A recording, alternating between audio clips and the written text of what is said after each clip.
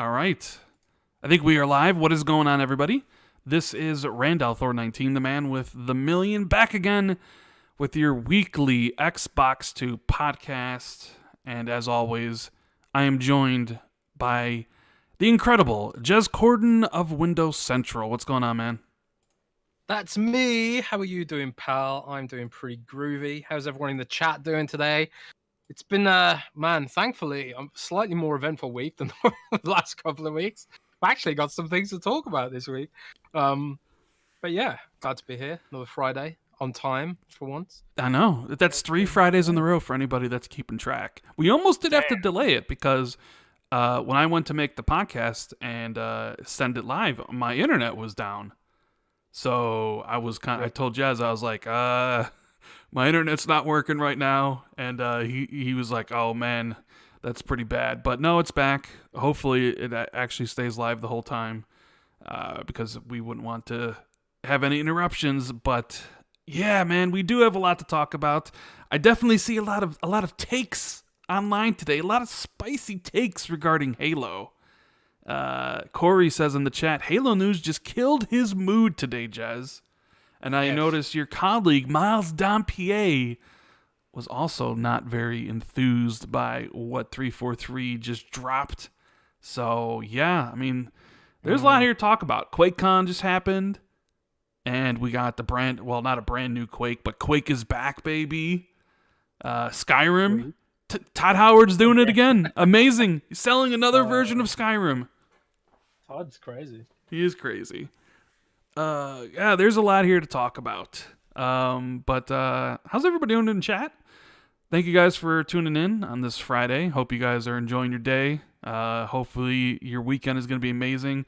Got to give a shout out to like Lethal Papa, who's always here moderating the chat. Appreciate you. Spartan117. It's a bad day for Halo, so it's a bad day for Spartan117. We got Guybrush Threepwood. Wait, Guybrush Threepwood, isn't that the name of the main character in Monkey Island? I think so. That's a good name. I think so. Yeah, Nine Lives is here. Punkadish, my dude, Eddie the Psycho. Whole bunch of people in the chat. UK lad. We appreciate you, everyone, being here and, typing it up in the chat. So, man, it's going to be an interesting show. I think some people think that me or you are going to damage control Jez, because that's apparently what you or myself end up doing with Xbox is try to make excuses for everything they do. Yeah. Even though you're one of the more vocal criticizers of what Xbox has been doing lately. Yeah. And you also don't like Halo. See, people, I love say Halo. What are you talking about? I will say essentially right now that Jez is just he's licking his lips right now. He's licking his lips because he just, there's too much positive Halo stuff going around. And we all know Jez and Halo don't get to, they're like vinegar and water, right? So I'm sure Jez is going to be very, very, well, I can't wait to actually hear what you have to say about the whole Halo Infinite situation going on here. But there's a couple super chats I wanted to get to really quickly. Space Dovakin. He says the Halo co-op Forge delay is going to be the perfect excuse for the media to give the game a lower score. A 90 plus is probably out of reach now. I actually said this to Jez earlier because someone said, oh, well, a 90 Metacritic is not going to happen. And I said, well, I want to know what you're smoking because Halo Infinite was never going to get a 90 Metacritic. I think anybody who thought it was going to be doesn't realize like what you kind of sort of need to reach that level these days. I mean, this isn't the 360 days where they were handing out 90 Metacritics all the time. Like, it is basically 90 plus metas are extremely hard to come by these days. And I'm sorry, Halo Infinite was, in my opinion, was never going.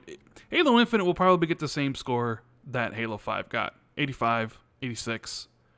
Maybe 87, 88 if it's actually really good. And if it's not, well, then it's going to get lower. I honestly don't think there was a world where the game was going to get a 90 and not having co-op somehow is He makes a good point though. The early reactions to negative news gives the media a sort of a thing to mark it down for, without fear of backlash, shall we say? So I think even if it was going to get 90, it's a good point to suggest that. I do know that people are going to bring it up as a thing in the reviews now, but at the same time, why wouldn't you bring it up? It's been a co-op campaign has been a staple of Halo since forever. Even like me as a Halo agnostic, shall we say? I always played Halo in co-op with my brother. It was like almost a ritual playing Halo in co-op on Legendary with my bro. Same with Gears, Gears in co-op. And for it to not have co-op at launch is, for me, indicative of very troubled development. But we'll get into that more deeply. You're burying the lead there, Jez. You're burying the lead. Yeah. Burying the lead, bro. Andy Tolley says, should have known not to be excited about a dev update dropped randomly on a Friday. On an unrelated note, I wonder how Chris Lee is doing. He was the former studio head of 343 before Joseph Staten. Well, Joseph Staten's not the studio head. I don't know who is. Is he the studio head now, Jez? Is someone else the studio head? Did they ever announce a replacement? No. I don't know what the structure of. They don't really often announce the structural changes at their studios. Like, for example, I was having a conversation on Twitter, I think yesterday or the day before, about Jeff Strain leaving Undead Labs, which is not something not a lot of people know. Jeff Strain left Undead Labs in April, and obviously Jeff Strain founded the studio, World of Warcraft creator or co-creator. So bit of a blow there for Undead Labs, but it's but they didn't really announce it or anything. It was just sort of quiet and under the rug sort of thing. And I had to like search on LinkedIn to find out who the current studio head of Undead Labs is. And the current studio head is Undead Labs veteran. So it seems to be in good hands either way. But yeah, I don't know who's the studio head of 343 now. Maybe I could like find out. I don't know. Joseph Staten's official job title is head of creative at 343 Infinite. So I don't know. Yeah. Flame says Game Pass killed Halo Infinite co-op campaign like it did my family and OnlyFans. What's next? Yeah, you know what? Now I can't make my OnlyFans because they're yeah. What the hell? Yeah. Poor OnlyFans. Going on. Right. So let's talk about the games we're playing before we get to these juicy topics and have an interesting discussion about everything going on. Game Pass destroying video games, bankrupting developers, fanboys seemingly knowing much more about the industry than apparently everybody else. That whole Game Pass thing, like every day I will log on to Twitter and just see I don't even want to say it, but like the discussion around Game Pass is just reached this fever pitch, and it's absolutely hysterical to me. But we need to talk about that. Obviously, the Halo Infinite, no Forge, no co-op campaign. We definitely have some thoughts we'll get to. QuakeCon stuff, new Xbox headset, and the 4K Dash finally, among some other things. I kind of want to actually talk a little bit more about Blue Box with you because you made a tweet that I thought was sort of interesting. So, yeah. Sin Vendetta in the Super Chat says, no Halo Infinite co-op campaign at launch hurts, but thank Lord Gwyn that we get Xbox 2 today. Just the thing we all need. Yeah, I don't know if we're a good substitute for not having Halo Infinite co-op at launch, but we appreciate you, Sin. We always do. Risk It for the Biscuit says, let's not mess about. We got Halo release date, so my bet is Halo releases October 5th. Wow, that's October 5th? You really think so? I don't know about that. What do you boys think? Also, co-op. Who cares? They focus Craig. A lot of people care about the co-op. Maybe less so about the Forge stuff, but October 5th I think is way too early. I think, well, we'll talk about some of that stuff later, but I think me and Jez have some guesses to when it could actually release. Now that we know for sure, like when Call of Duty's releasing. Arigato Sir says, sup guys, got a question for Jez. Here you go, Jez. Limited Run Games is releasing a physical version of Quake, but no Xbox physical edition. Why is that? Love the show. So what's up with that? Like, didn't they say they were able, because before they said Xbox's print requirement, like their minimum print requirement was too high, so that's why they did it for PS4 and Switch, and then they became official partners with Xbox, but now you have Quake. Do you have any insight on what's going on with limited run games or whatever? No, I have no insight at the moment. I can look into it. I guess it's probably just like a bunch of business stuff. Like, you have to remember, Microsoft's like this big corporate machine, and sort of getting these sort of collaborative things approved sometimes has to go through Microsoft legal, and they're very busy, and things can get slow, and things get bogged down in bureaucracy, and you have to constantly email people backwards and forwards. Like, I think like a lot of things like this, which are sort of side projects, I often get lost in just the spam of other things that people need to do. I see this all the time in my own company. Like, if I want to invoice, I've said this before, but like if I want to invoice a pencil of my company, it's like an absolute nightmare to get it through. I'm sure it's similar fashion to was Microsoft, given they're an even bigger company than mine. So, I think it's probably just business stuff. If people make noise about it on social media, I'm sure Microsoft will stand up and take notice.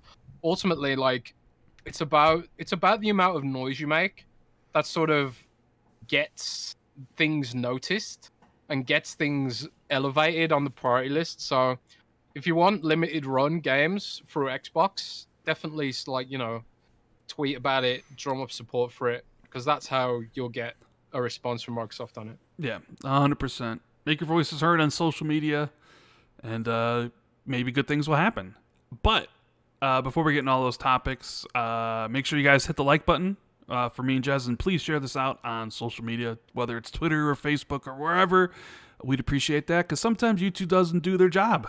But there's a couple new games that came out this week. One game in particular that I did play, although I don't have any footage of it because I think it would be too spoilery, so I'm just showing off one of my Hades runs. So I know you've been playing Hades. I know you've been playing some other games on Xbox Cloud Gaming, mainly because, well, your girlfriend has taken over your TV, huh? Yeah. So, like, my girlfriend's not at uni at the minute because it's the summer or whatever. So, I no longer have any control over my TV. So, thank God for xCloud, because and thank God for the Xbox Series X upgrade to xCloud, because I've been playing Hades almost exclusively on xCloud in recent days, and it's just been a really great experience. Like, before, I was kind of like, xCloud was usable for certain types of games, turn-based games, slower-paced games, whatever. I never would have thought I could play something as fast-paced and reactive as Hades on xCloud. But I don't even notice on my xCloud now. It just feels as good as playing natively, like almost as good. Like, I feel like Bluetooth gives me more issues than xCloud itself, which is just great. I've been playing it on touch, although I couldn't kill Megara on touch. The first major boss. Couldn't kill her with touch. I had to plug a controller in. I'm sure I could with more practice, or like if I, adapted how I was using the touch controls, maybe switch to like a claw sort of configuration with my fingers. But it's kind of hard to press like two buttons at once with touch.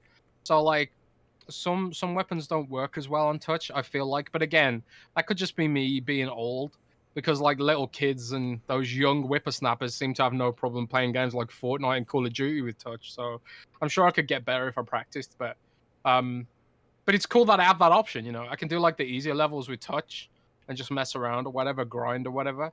And then if I want to like get all sweaty and serious about it, I can just connect up a controller, and that's what I've been doing. So I love Hades, man. It's such a sweet game. It's just so fun to just jump on, smash some mobs. And it's like the only roguelike that I feel like consistently rewards the player that I've played. Like, a lot of roguelikes just feel like they miss the point. They feel like the point of a roguelike is to be like overly punishing and stuff. But like Hades rewards you with narrative stuff. You can like build up your base and do all kinds of stuff, build up your character, and I just love it. It's the perfect kind of like roguelike kind of experience for me. Great balance of difficulty and risk and reward and all that stuff. So that's my thoughts on Hades. Love it. It's a real definition of just a purely great video game. I find it interesting that you're always just like you have nothing. Well, not that you have bad things to say, but like you're playing cloud gaming and you're quite enjoying it. You're posting pictures and stuff, and it's like, hey, this is actually a legit way to play it because I don't have my TV, you know. So yeah, I mean, it's obviously like it still has its downsides and drawbacks, but then every platform does, right? It's just great for the situation I'm in right now, which is like can't always get access to my TV. And my God, sorry if the mic's picking up my cat. He's being super needy right now. it's okay. What do you It's want? okay. It's okay. We love cats here, but I finished up Hades, and I know like finished up or beat Hades is like you really beat the game. I know that there's the story thread and then there's the epilogue. So I've done like 35 runs in the game. I've cleared it 12 times. I don't if anybody doesn't know, actually when you clear the game 10 times, the credits roll. And even then, the story stuff doesn't actually finish until like later on in the game. You do more RNG stuff. Like I love Hades. I could not stop playing Hades. Like honestly, like, and I became a master with the bow and arrow. Like I know I was watching our buddy Slow-Mo play the game on Twitch, and he was streaming it for the first time using the sword, and he was like, "Ooh, who wants this bow and arrow?" And I'm like, "Sir, you better stop the slander, because with the bow and arrow, with the aspect of Chiron completely leveled up, I was clearing runs in like 18 minutes. Of course, that's with like a really good build and stuff, but like I don't know. I'm not a big fan of roguelites. And then here's like two that came out recently this year, Returnal that I really liked, and this Hades game. And I don't know, there was a point where I just wanted to do another run of Hades. Like even right now with me hitting my goal of 10 times to finish the story, like I still am sitting there and I'm like, man, I kind of want to do another run of Hades, and I kind of want to actually try a lot of the other weapons. Even though I've used all the other weapons, I kind of gravitated toward the bow and arrow. But my God, like that game is so much fun. It's so smooth to play. Combat is great. Yeah. The story stuff really drove me. I was really interested in seeing where it was all headed, where it was going. I really liked the whole idea of like you getting more powerful as you play, like getting the boons from the gods. So like you have electricity tied to your shots, or you have like dashing around and have Poseidon pushing people away. Like that stuff is so damn awesome. I loved everything about Hades, and I think I saw a tweet from Metacritic that said Hades is now like the highest rated game on both Series X and PS5. Like that's amazing. And it's a game from last year that was incredibly highly rated. So hopefully you guys are so good. Yeah, hopefully you guys in chat are, if you're playing the game, are enjoying it as well. Right Tyford said, thanks for getting me through a tough year of 90-hour NHS weeks, guys. Not game-related, Jez, but any tips for a Camden night out? I go there next year on business. Camden night out. I ain't from London, and I've only been to London a couple of times, so I couldn't really give you any tips, but I'm sure there's someone in chat who can give you some tips. Probably just drink a lot. Is probably the best advice. Yeah, I've never been out at night in London, sadly. I must do that someday. But I hope you have a nice time either way. Thanks for the kind comments. Yeah. Thanks for your service in the NHS. Aquaman says, do you plan to teabag in Halo Infinite? No, I don't, but my younger self used to. Back during the Halo 2 days. And when I teabag in Overwatch. I don't know. Maybe I'm that guy. Maybe maybe with myself getting older. Which, by the way, next week is my birthday. In fact, Jez. In fact, 50, big 50. Yeah, the big 60. No, I'll be 40 next week. Oh my God, 40. Ridiculous. Wow. They say life begins at 40 now, don't they? Yeah, I guess. I don't know, but that actually falls on a Friday, so we're going to be doing Xbox 2 on my birthday next week. Oh wow, that's cool. You're not gonna go out in the town? No. We're gonna do the show on my birthday, and then we're gonna have a good time, and then I mean, you're my Play friend. video games. I want to spend my birthday with my friend Jez. You know what I mean? Ah, bless you. Yeah. Bless your little cotton socks, as we But say here. as far as teabagging in Halo, not. I don't. I used to, when I used to play Halo 2 like religiously and really intensely back in 2004. Yeah, you get into it. You know, you'd be swearing at people in the lobbies and stuff. Like, game would be over and you just would hear people going at each other.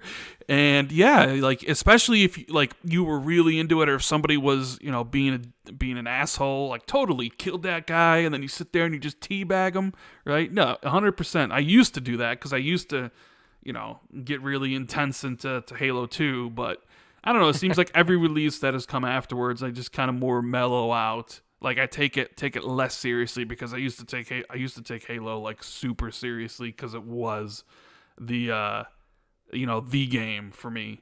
So now I won't be teabagging, but yeah.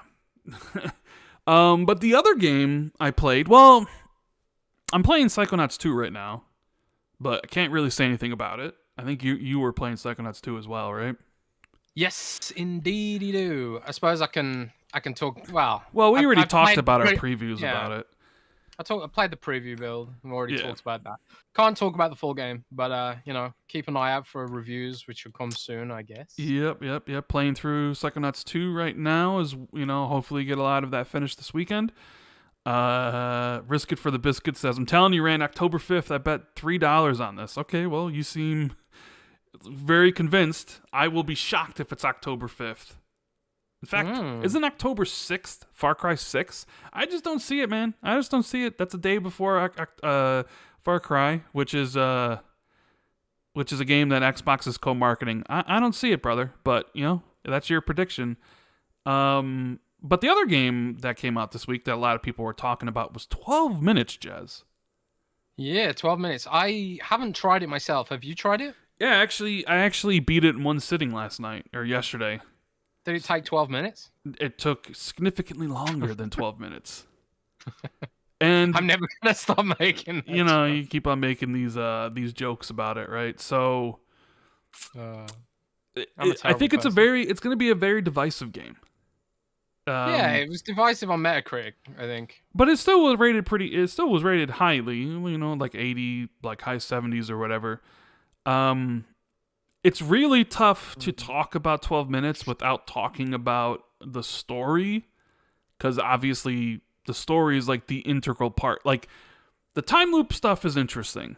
And at first, when I started playing it, I was taken aback by the controls, because they weren't exactly what I was expecting. It's basically a point-and-click adventure game wrapped up in a time loop. Like, you click on an area on the floor, and your guy will walk there, right? You can hover your cursor, which is basically a mouse cursor that you control with your Xbox controller, and you can hover over things like a mug or a spoon or a knife, stuff like that, and you can pick stuff and add it to your inventory, and then you can drag it from your inventory to use it or combine it with things, and that sort of, it was a little weird to be able to drag stuff from the inventory to use, but I eventually got over that within like 15 minutes, and it sort of like, okay, this is how it works.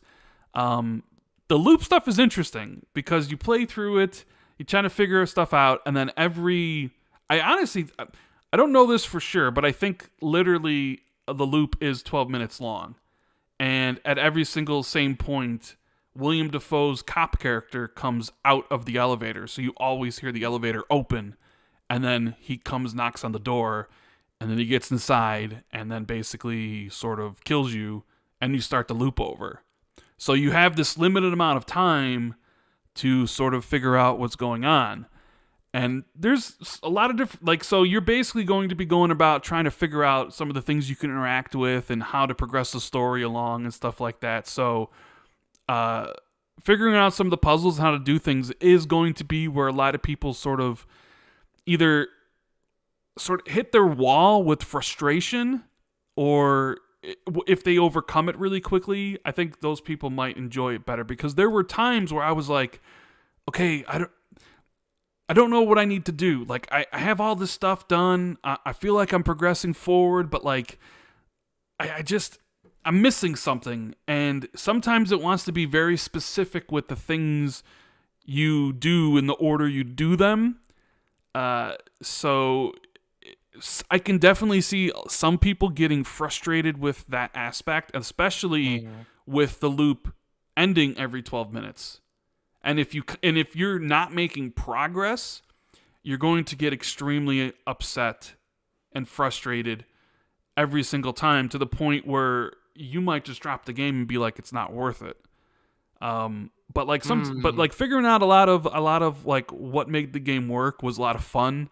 And I can't spoil it, because it's the whole thing's about the story and how you figure this stuff out. So I wish, I wish the game has been out a year and I could talk about it, because the story is, you're either going to be like, oh my God, this is ridiculous, or oh my God, this is the stupidest thing ever.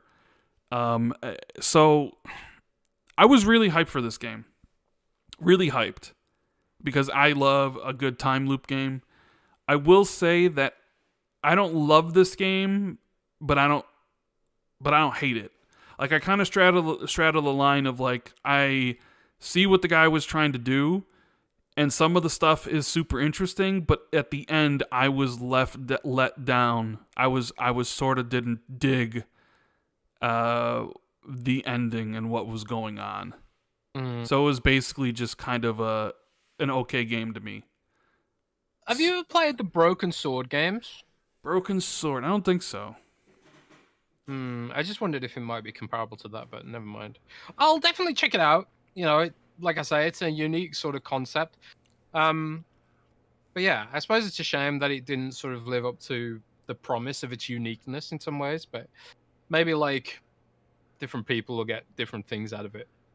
I don't know. I definitely want to try it out. It's on Game Pass too, so no big loss there. And it only takes 12 minutes long to play. So. Yeah, only 12 minutes.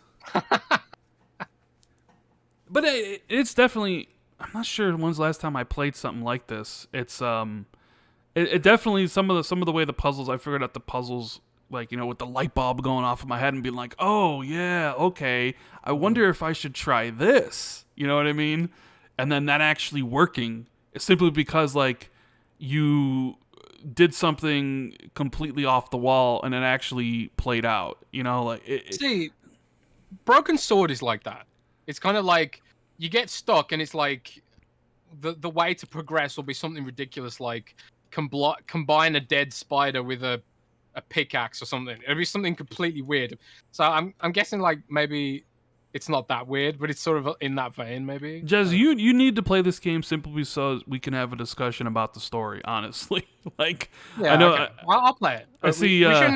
We shouldn't do a spoiler. No, I'm not gonna. I'm not talking anything spoiler. But I mean, that's what this game is about. It's about the story. And honestly, you know what else I didn't really care for? Like, I'm a big fan of James McAvoy. I don't really think he did that good of a job.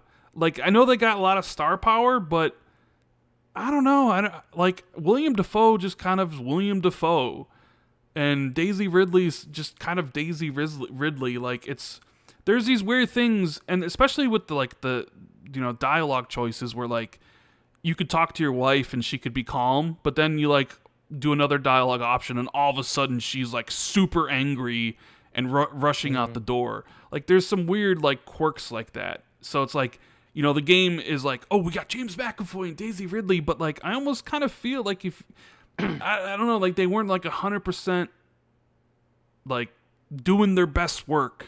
You know what I mean? Yeah. So that's the thing though. It's like with video game acting, it's like it's a different beast, isn't it? At the end of the day, like just because someone's good on TV doesn't necessarily mean they're going to be good at game casting or voice casting, whatever. Yeah, Sam says, I'm liking 12 minutes, but I'm also used to point and click logic and morality. If people aren't, I can very easily see them getting irritable. Totally, 100%. It's 100%. Gaz, shout out to the sauce, Mr. Game On Daily, Gaz himself. He says, hold me, Rand. No Halo co-op at launch has destroyed my urethra. Oh, Jesus. Urethra? That's That's bad. I feel you might want to see a doctor about that. Gaz, Man. you need to get that scene, brother. And Faisal says Kojima loved the game, not comparable to BS games. I sort of think like I was a little bit maybe too excited for this, as Andy Tolley says in the chat. Maybe I was a little bit too hyped, and I think that may be the case because I was looking forward to it. Weren't you a fan of the dev's last game? I'm not sure what he made last. He's been working on this game for like 6 years. Oh, I'm getting him mixed up with that other game, the Twin Peaks kind of game. Yeah. Never mind.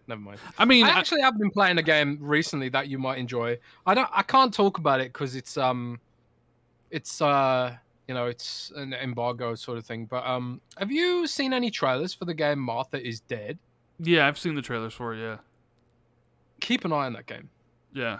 I think it's your kind of game. Oh, well, definitely will. I think 12 minutes is worth playing for sure, and it's depending on how long it takes you to figure stuff out, 3 to 5 hours, 3 to 6.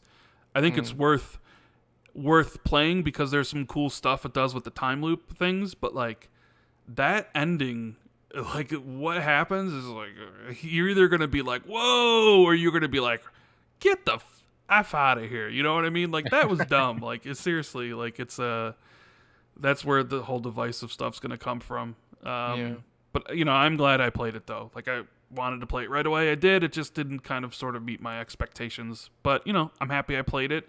And I know there's people out there that love the game, and there's people out there that really don't. I kind of just ride the middle of the line. I'm like, I think I'm hyped myself too much for it. But yeah, I did. I don't know. I want you to play it so we could talk about it. I actually spoiled everything to Colt last night in a party chat because he wasn't going to play it, and he was sitting there just like, really.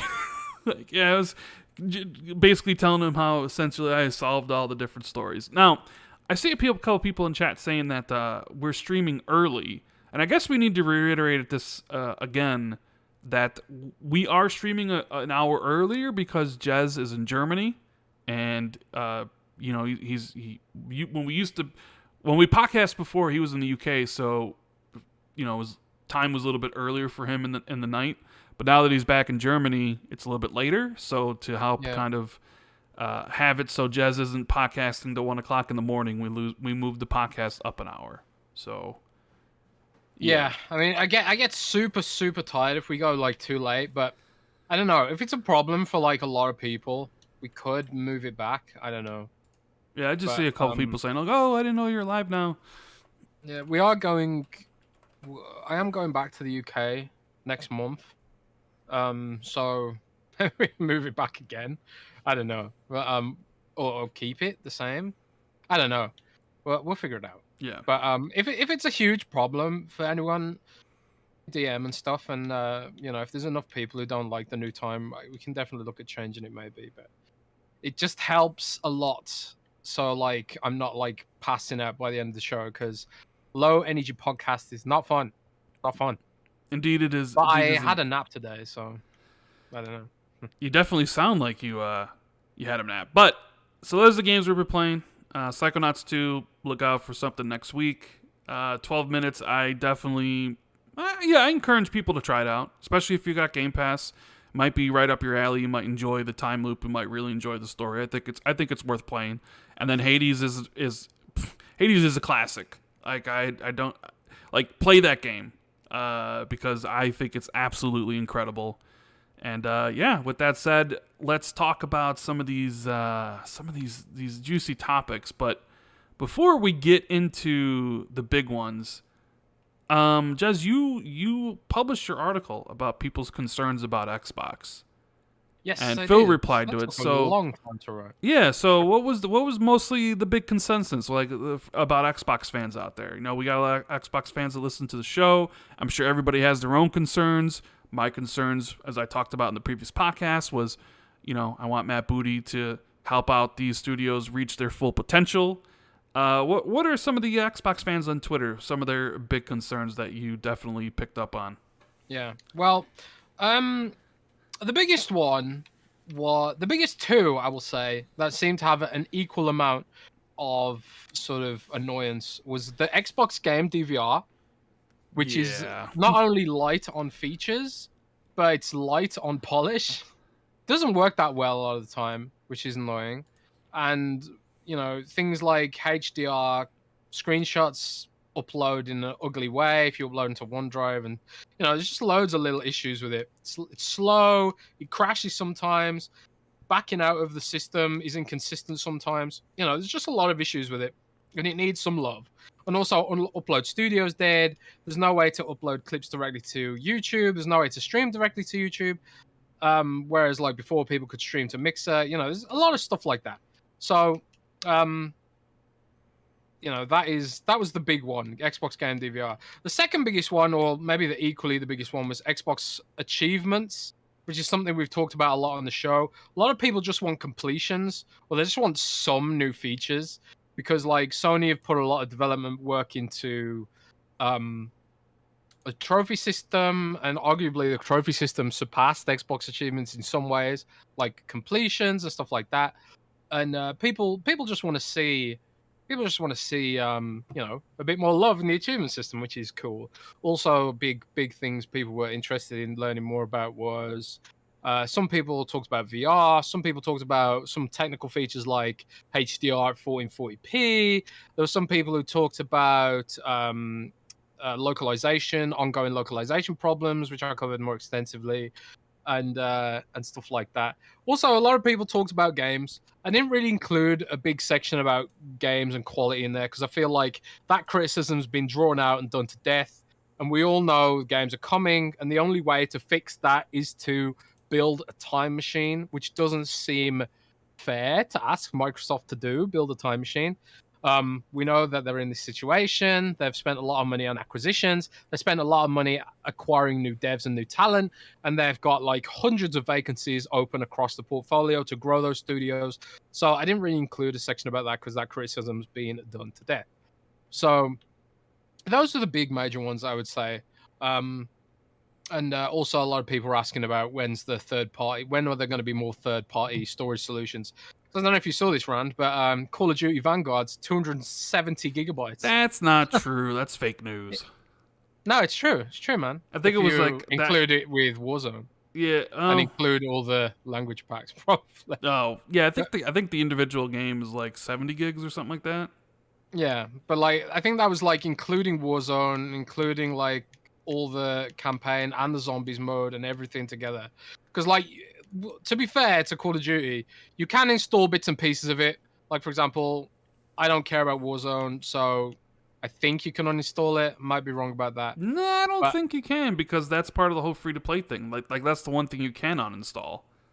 Well, there's some aspects of it you can uninstall. No, totally. Sure Call of Duty, you couldn't install zombies, for example. In Black Ops Cold War...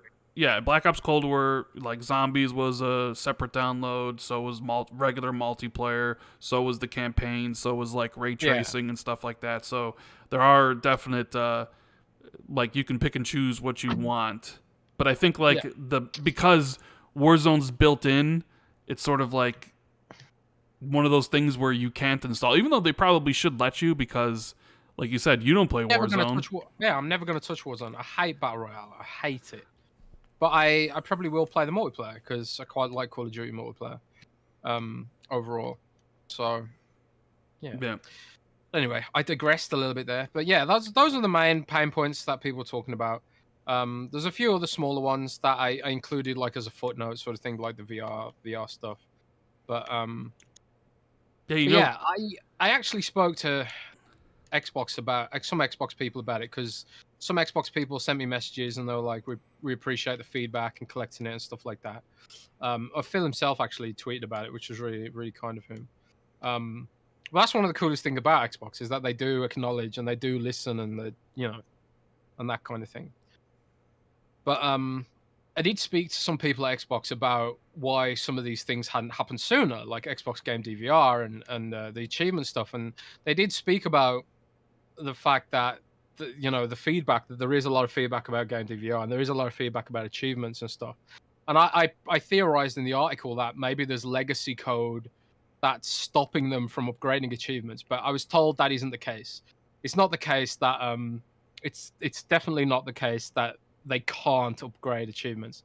What it is that a lot of their engineering budget right now is just going on xCloud. and and we've seen xCloud have a lot of new features and new servers and a lot of work go into it in recent times. So that's like, it's no surprise, right? We basically saw the entire backwards compatibility program basically has been sidelined while Microsoft focuses its efforts on licensing for xCloud, right? So I'm not surprised that some of these features have been on the back burner a little bit, but at least Microsoft's heard the feedback, and it does sound like some of this stuff is in the firing line to be upgraded and fixed and improved and stuff, which is really good to know. But yeah, that was basically it. That was basically the whole thing. Andy Talley says 2 words: Emerald achievement. I'll take 10%. Like, I really do think they should upgrade the achievements, do completions. They've talked about it in the past. You know, we had Mike Yabar on here when he said that they were talking about a career system. Remember all that stuff? And he said achievements were changing, and then you sort of saw the documents for the career system, which was in development, but then got dropped. And yeah, you're right. It's just a matter of time, resources, and money, and most of their resources right now is put into xCloud. So achievement, changes and new back compat titles are sort of sit by the wayside while they figure some of that stuff out. So Sin says, Jez, did you include the lack of a mobile and smart TV app for Xbox movies and TV?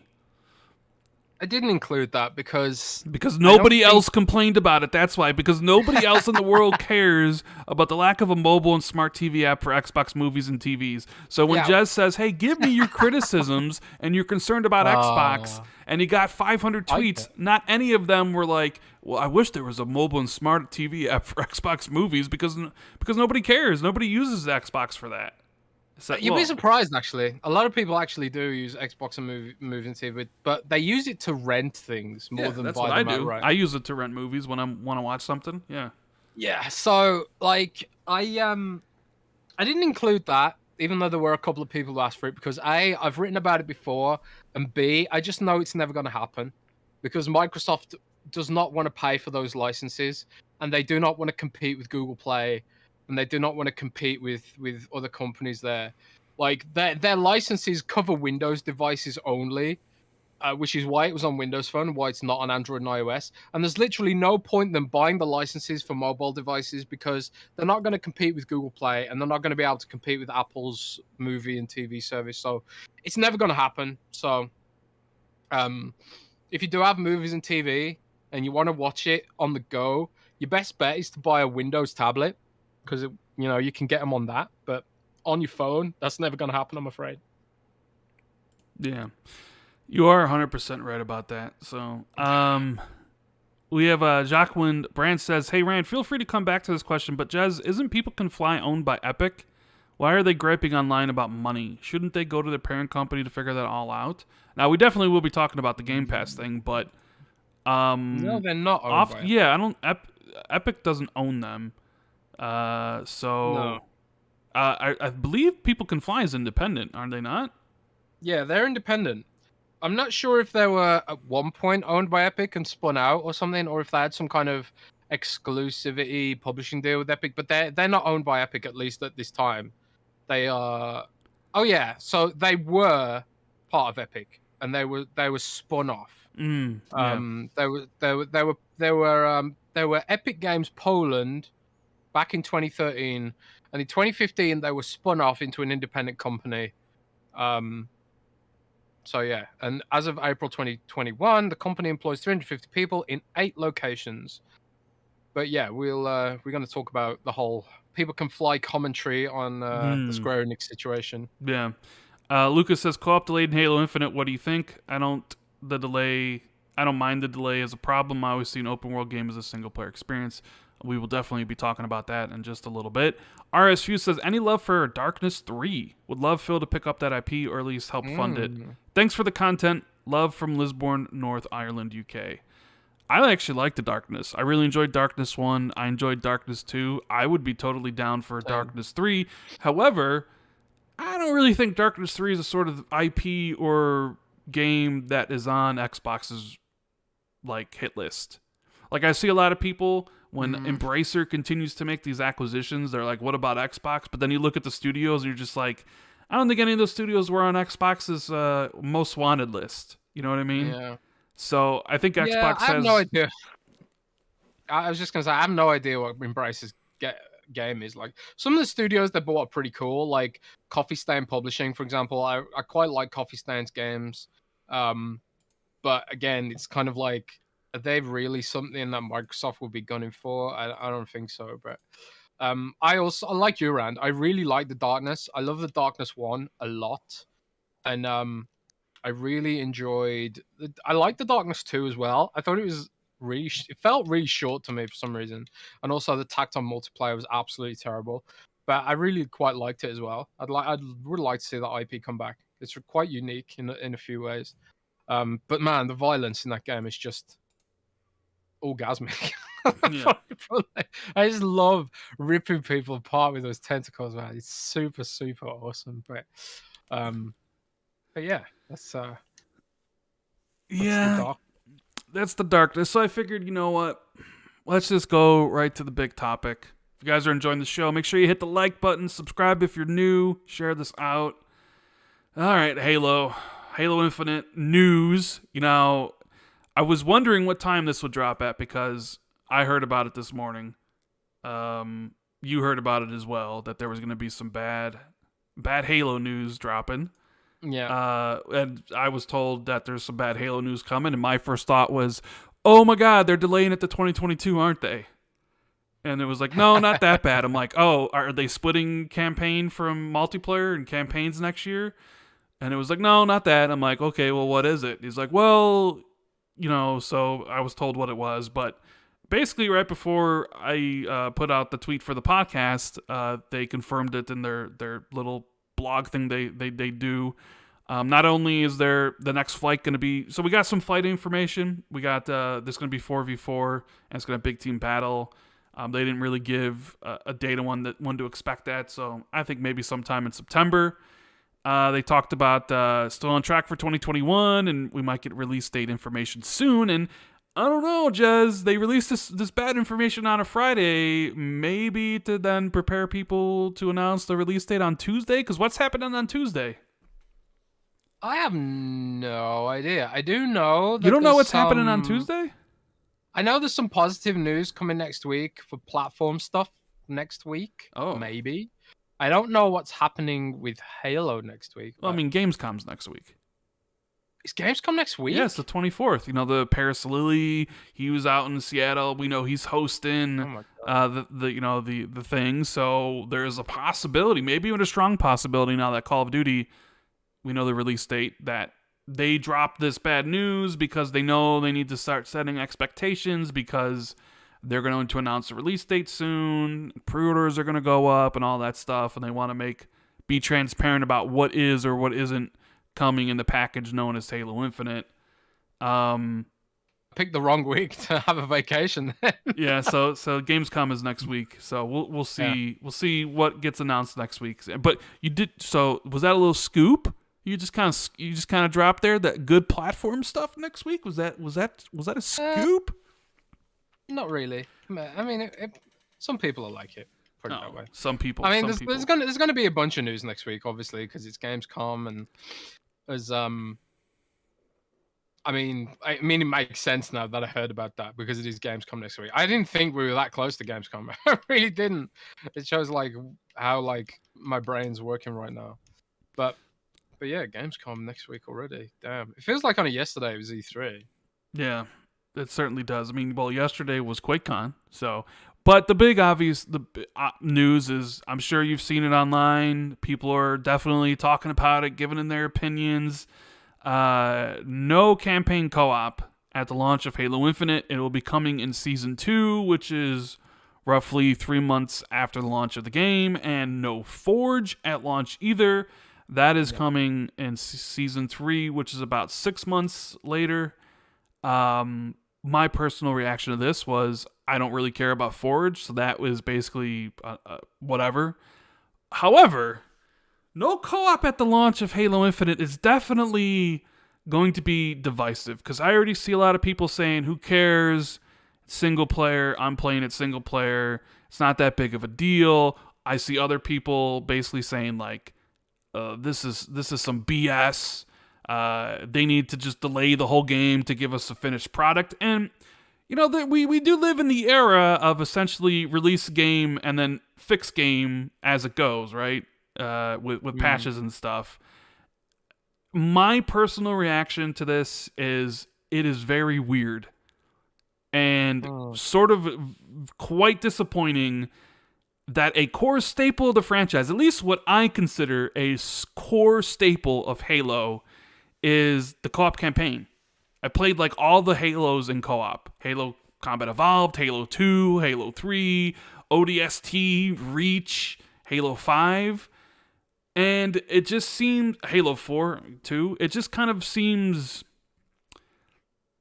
for Xbox, which is all about multiplayer and co-op and all this stuff, like, it just seems odd that one of the core elements of what makes Halo is not going to make it at launch. And I think to myself, I constantly go back and think to myself, like, oh my god, this game was supposed to come out last year. Like, this game was supposed to be out 10 months ago. And it's like, well, if it was supposed to be out 10 months ago, it probably would have been a disaster. I think most people realize that at this point, right? Ian says, Randall, selfish gamer. I don't care if it's not something I care about. Forget what other people want. Hey, man, I can only care about what I care about. Like, I didn't say Forge. I said personally, I don't care about Forge, but I definitely understand the Forge. There's a community around Forge who'd be definitely upset about that. But for me personally, it's not that big of a deal. And even not having co-op isn't that big of a deal because I would play it single player. I kind of look at it as like, man, this is Halo. This is the premier IP, the premier franchise, and co-op's not going to be available at launch. Like, it just seems like an odd thing. It seems like when you think about how this game was supposed to come out 10 months ago, would co-op have been delayed a whole year if it actually released? Or is this kind of, I guess maybe sort of is this sort of like them saying, you know what, we need to launch this year. We co-op's not going to make it, and there's a choice between delaying the campaign to next year to make sure that does have co-op into it, or just, you know what, we're going to release it as the single player and the multiplayer, and co-op gets delayed. Because you mentioned that before we were talking about it. So I don't know. What do you think? What do you think about this Halo thing? Because you're the Halo hater on the podcast. I love Halo. I do think I don't hate Halo. I'm just Halo agnostic. We talked about Halo this. agnostic. Yeah. Halo agnostic. But my thoughts on it are, it's a bad look. Bad look. Halo is historically a multiplayer co-op experience. Like I said earlier, it's almost ritualistic for me and my brother for the last 1,000,000 years to play Halo, Gears, and that kind of thing in co-op together. And for whatever reason, co-op is delayed. I think what it does is lend to the narrative, or this sort of worry that Halo is completely messed up. Like you said, what the hell would this game have looked like if it had came out even longer ago? What the hell would this game have looked like if it had launched a year ago? Would co-op be delayed a whole year, like what you say? Like, what the hell is going on with this game? What has happened with this game's development? Is COVID is entirely to blame? I mean, is it going to be like a Cyberpunk situation? That's the worrying thing. Like the last time we saw these kind of like rocky development cycle, we ended up with something like Cyberpunk, which is like still pretty fresh in people's minds, right? Now, I don't personally think that it's going to be a Cyberpunk situation, and I've certainly heard nothing to that effect. But like I say, it's a bad look, and it just kind of sucks. But it gives you an opportunity maybe to sort of just experience the campaign solo. Because one thing I've said before on the show is that the fact that I always played Halo in co-op meant that I had no understanding of the story, because you don't really pay attention to the story when like you're playing in co-op because you're talking to each other.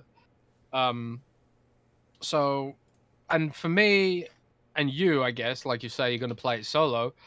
And for me, as someone who generally doesn't really play many co-op games these days because I have no friends, I would play the game solo as well. So for me, it's not a big deal.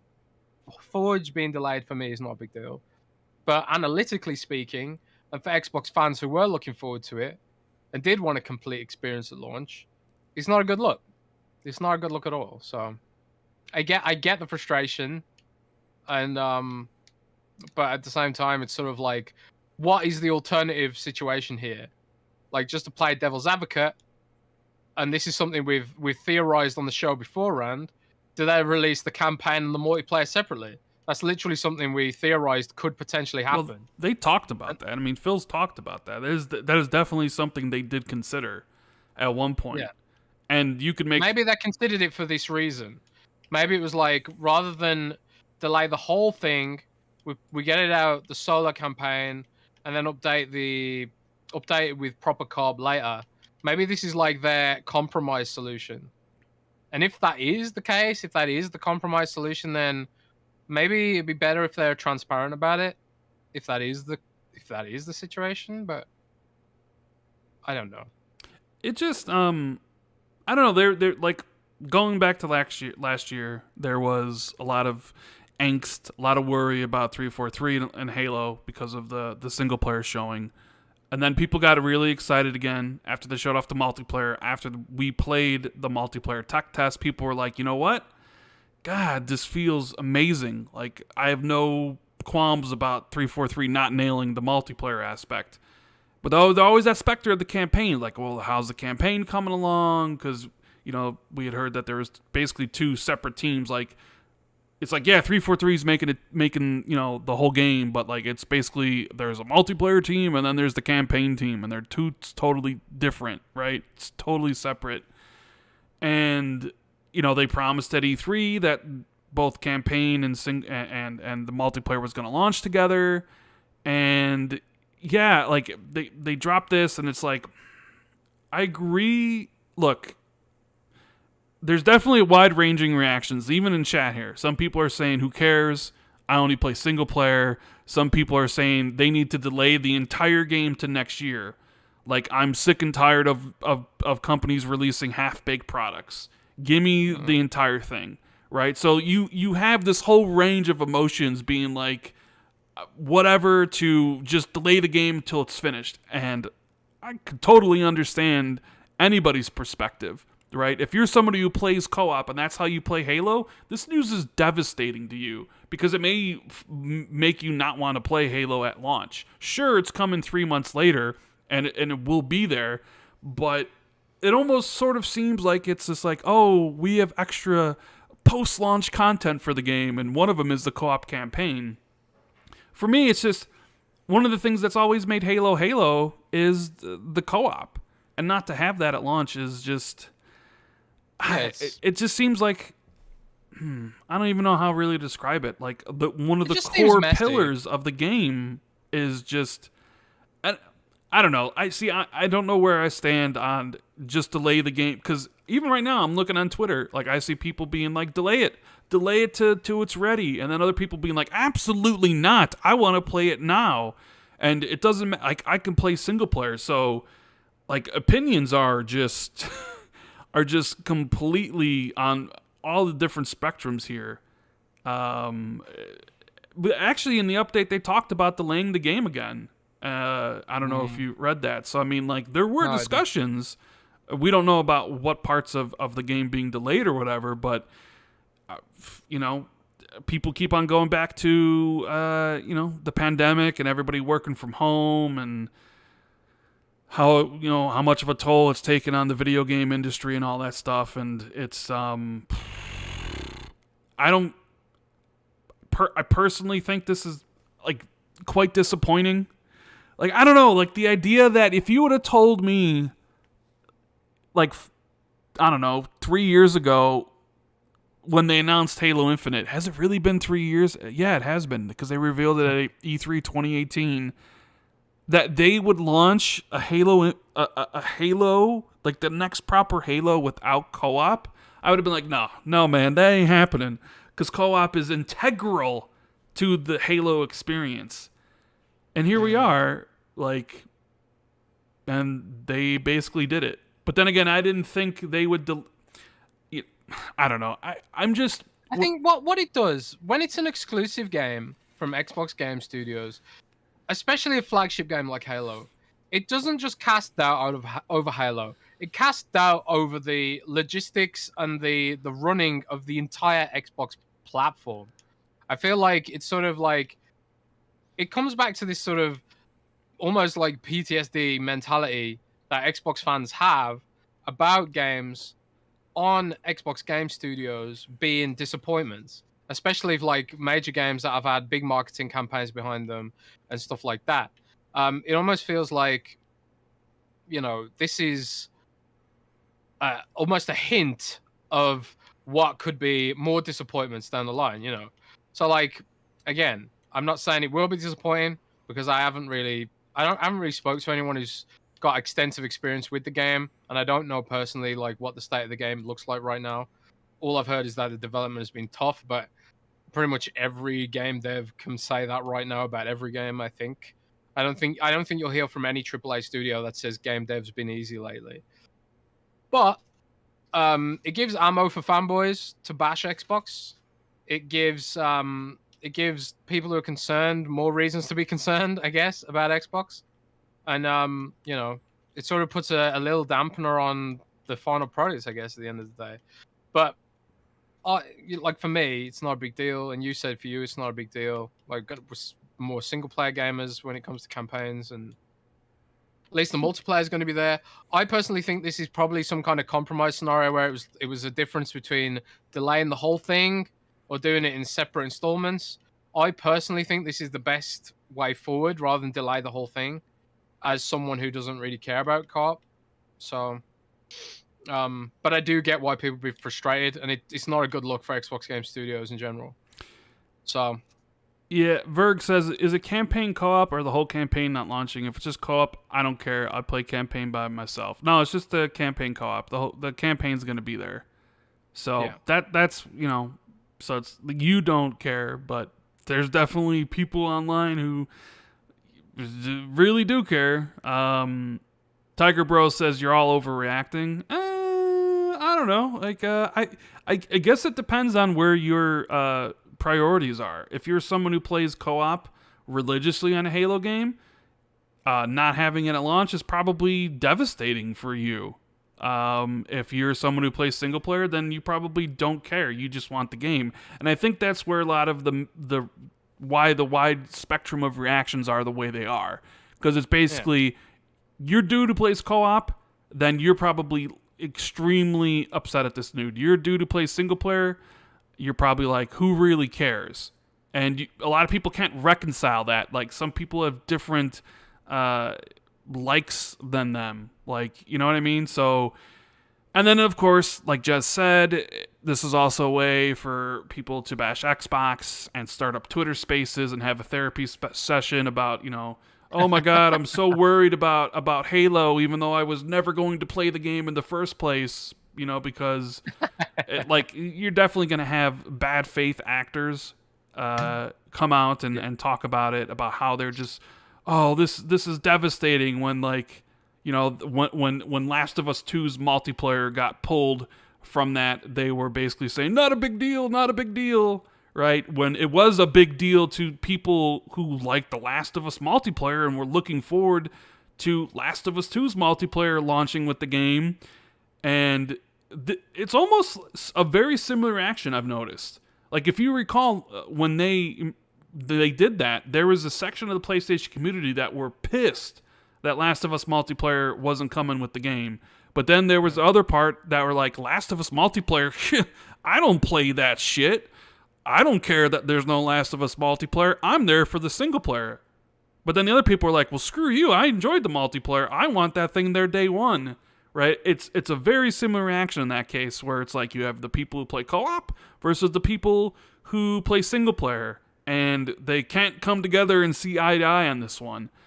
Like I mentioned, I think it's a weird thing for it to be delayed because co-op is a core pillar of what makes Halo Halo. So to see it not launch with it is this kind of, like I said, I wouldn't have believed if you'd have told me this 3 years ago. I wouldn't have believed it because I would have been like, no, they can't, because that is what makes Halo Halo. At least for a lot of people. So yeah, it's super. But they did drop the news on a Friday. Bad news on a Friday. So maybe there's better news coming. Release date and all that different stuff. Verg says, but there's also a lot of people like me as well. Tiger Bro says, you're all going to buy the game. Stop it. Well, technically, I probably won't buy the game because I'll get a review copy.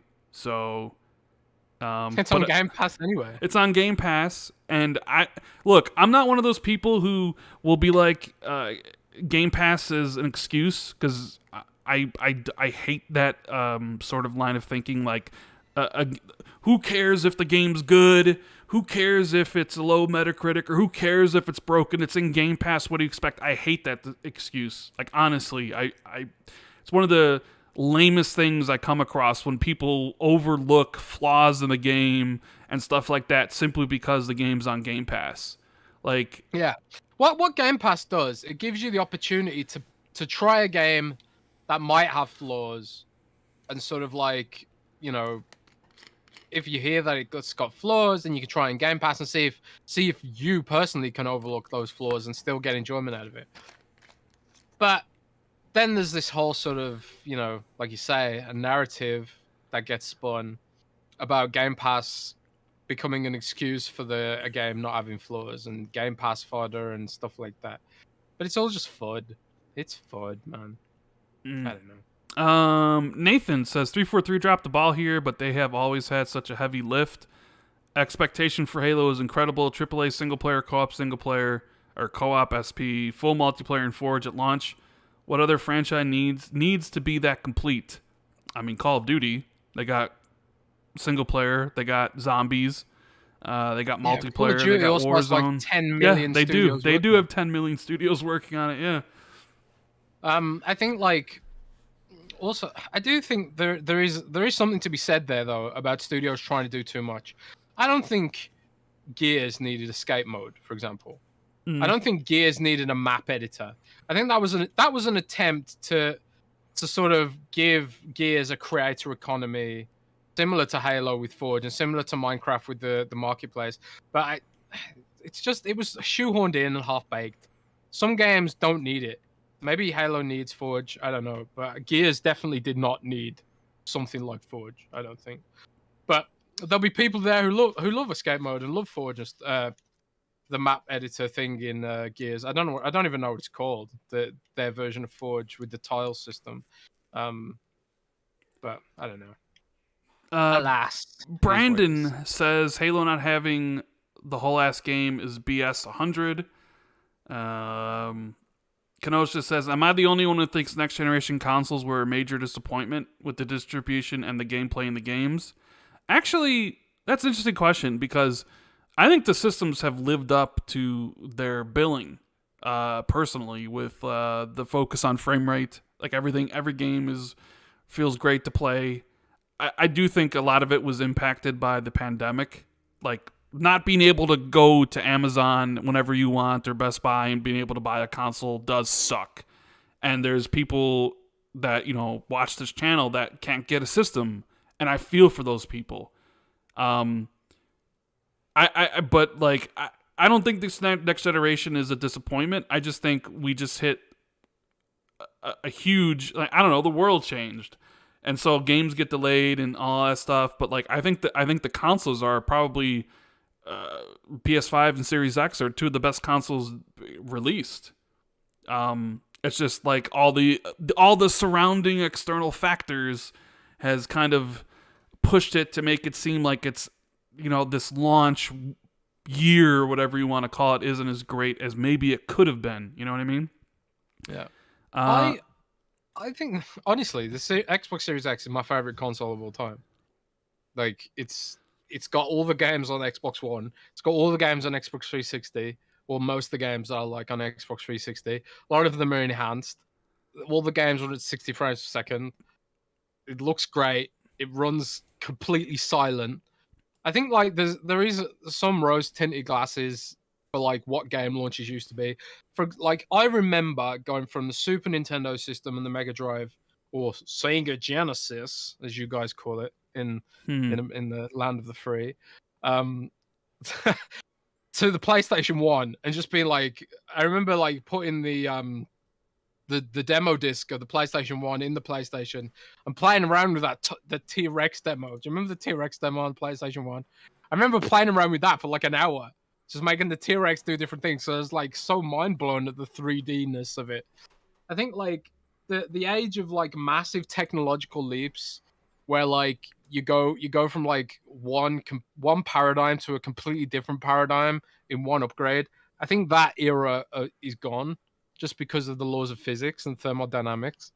But you know what we have now is like major refinements of the existing platform every 5 years, and Xbox One onwards is all one platform, and that's kind of what I want for Xbox personally. We got xCloud as a feature of Xbox One platform. We got the Xbox Series X as like a big upgrade to the Xbox One. Xbox One pulls in the Xbox 360 games, and it's all under one roof, and that's kind of ideal for me personally. So I do get that. Like, there's not been any major great launch games. Like, there's no Killer Instinct, so there's no Rise kind of game to blow us away with the power and stuff like that. But it's like you say, pandemic affected that. But yeah. I don't know. I'm just having a blast with everything that I've got right now. No, I totally agree with you. Brett says, to put this in check for everyone complaining, Halo 5 never got split screen play, and you are complaining about a 3-month delay. Dan says, if you're devastated by gaming, you'll go touch some grass. So definitely a wide variety of opinions in even in the super chats about, you know, someone saying they need to delay the whole game because of this, and other people saying like, go outside and touch some grass. Who cares? Mr. Forte, my bro, he says, this is why I can't rock with 343i fully. I know it's the middle of a pandemic, but this has been a trend for them. I'm tired of games not being finished on release, especially when you delay for a year. And I think that's also where a lot of this comes from. It's like people are essentially like, wait a minute, this was supposed to launch 10 months ago? And you can't, and now co-op's delayed another 3 months, and Forza isn't going to be ready for 6 months. Like, what was this game going to look like if it actually came out on whatever release date? I forget. Like, was it November 11th, 2020?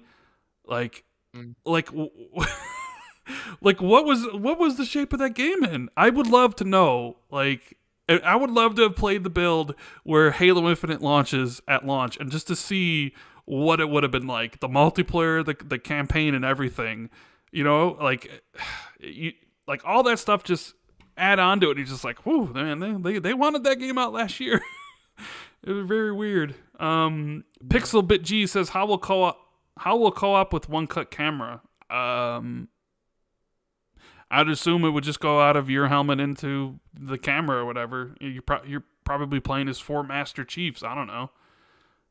Who knows how they would implement any of that stuff. I mean, how was it in the old games? Like, I mean, like back in the day in like Halo 1, 2, and 3, it was Master Chief by himself and then random nameless Spartan, basically, wasn't it? Well, so three, if you played 4-player co-op, it was one person played as Master Chief and 3 other people played as elites, right? But in 1 and 2, it was just another Master Chief with you, right? Because they had 2-player co-op. 4, I believe it was 4 Master Chiefs running around. I think 3 was the only one that actually took that into account and made it so it was like, yeah, one person's chief and then the other are elites. But I think people complained about that because I think 4 and 5. You played as each person, like, so it's like if you were on Locke's team, one person played as Buck and one person played as the 2 other characters, or if you on blue team with Master Chief, they each had different characters for co-op, but 4 had everybody playing as Master Chief. So maybe they're trying to figure out, or how to implement this. Is it going to be 4 Master Chiefs running around on a Halo ring, or is it going to be different Spartans with you or something? I don't really know. Thanos says, simple solution to those who are disappointed, just wait. Jeez. Like I said, very, very varying opinions all over the place. Our traffic on that announcement is absolutely off the charts. Like it's literally off the chart. Obi-Wan says delay Halo. So delay the whole game, man. Delay it. He wants it delayed, completely delayed to next year. See, is that because you want the full package at launch, or because you think that there's other problems with it? I think Obi says he plays Halo, all the Halos with his wife, and this is disappointing for him.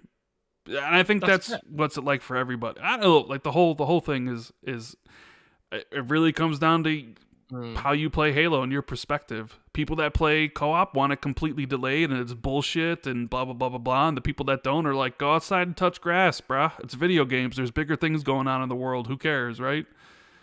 JD Gamer says, why? Do you delay a game a full year, then still launch it without the features that are expected to be in it? These are self-inflicted wounds that just kill momentum, and it's totally unnecessary. And George says, they need to give us good news next week with Halo. Oh my god, Randy Pitchford tweeted our article about it. Oh, really? And he added a comment. Randy Pitchford? Randy Pitchford of... Borderlands fame. Wow, what did he say? He said, campaign co-op is extremely hard at this scale, you guys. This is Halo and Microsoft, so you know the challenge for them is not about budget or schedule. Please be considerate to the development talent. I am sure they want to entertain you more than anything.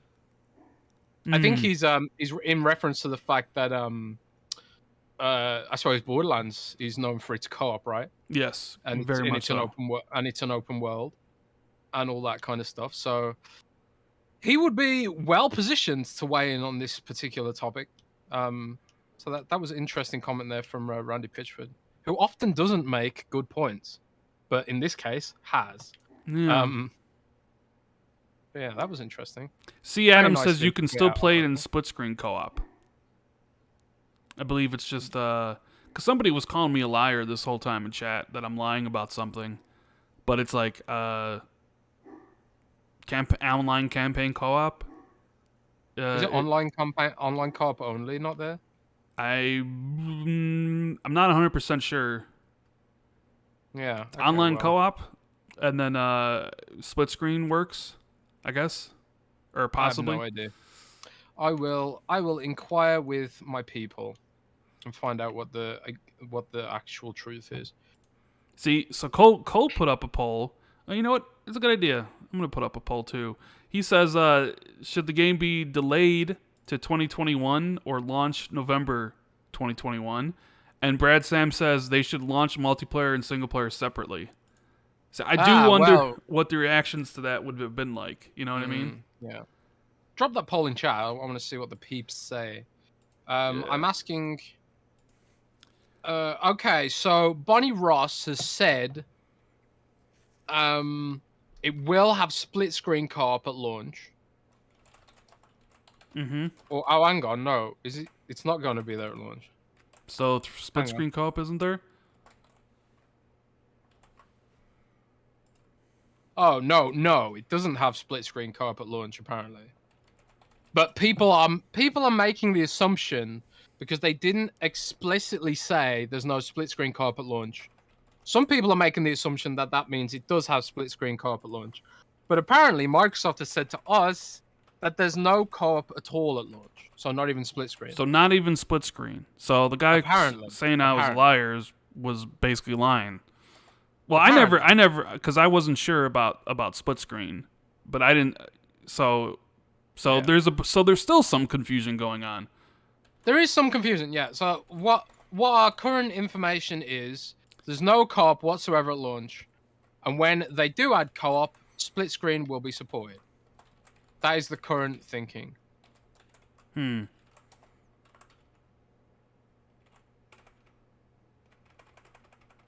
So, woo, that's Halo.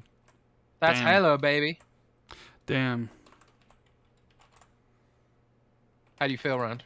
Are you sad? No, not really. Just I don't know. It's just par for the course with 343. Like I've always said, like I don't. I think the problem is that 3-4.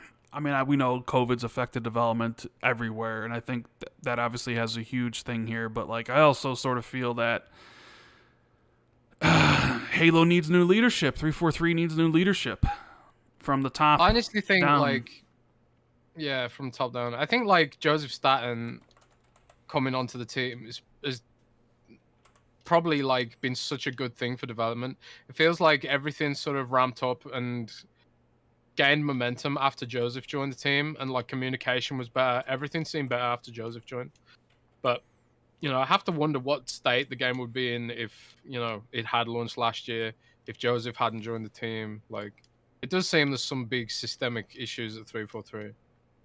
But what you gonna do, man? It's only Halo, Rand. No big deal. Yeah. It's not like it's a Wasteland 4 or anything. Actual good game. Yeah, so I put up a poll. I don't know. I only really thought of 3 options, so make sure you vote because I'm kind of interested in seeing what people's reactions are going to be. Shout out to Pong Soul in chat. He says, "What if next-gen features are missing as well? Not a good look in any way."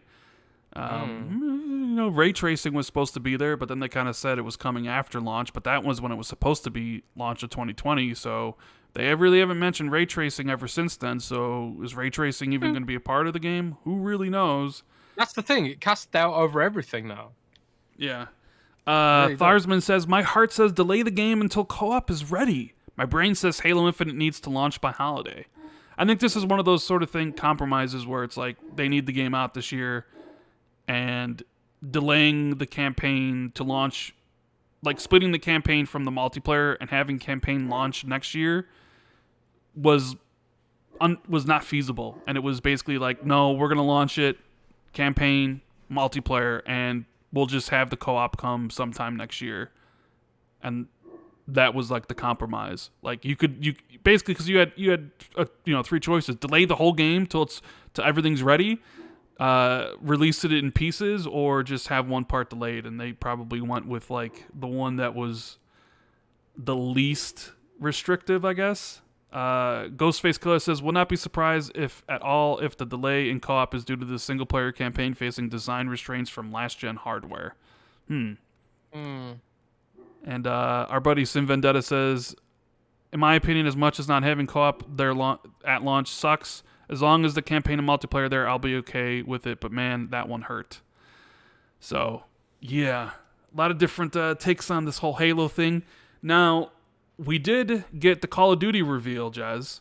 That is launching on November 5th. So, with that said, give me your final prediction, because we might hear about a Halo release date next week on when Halo's coming. Oh, man. I don't know. I still think the anniversary is a good bet. Maybe that's why they didn't delay it fully, because they really want that anniversary neatness. I don't know. I mean, that's not a good reason to gun for a launch date, but I think it has to come out this year to complete the lineup going into Christmas. And maybe that's the real reason that it's not delayed. They really need it for Christmas. So I still think the anniversary is a good bet.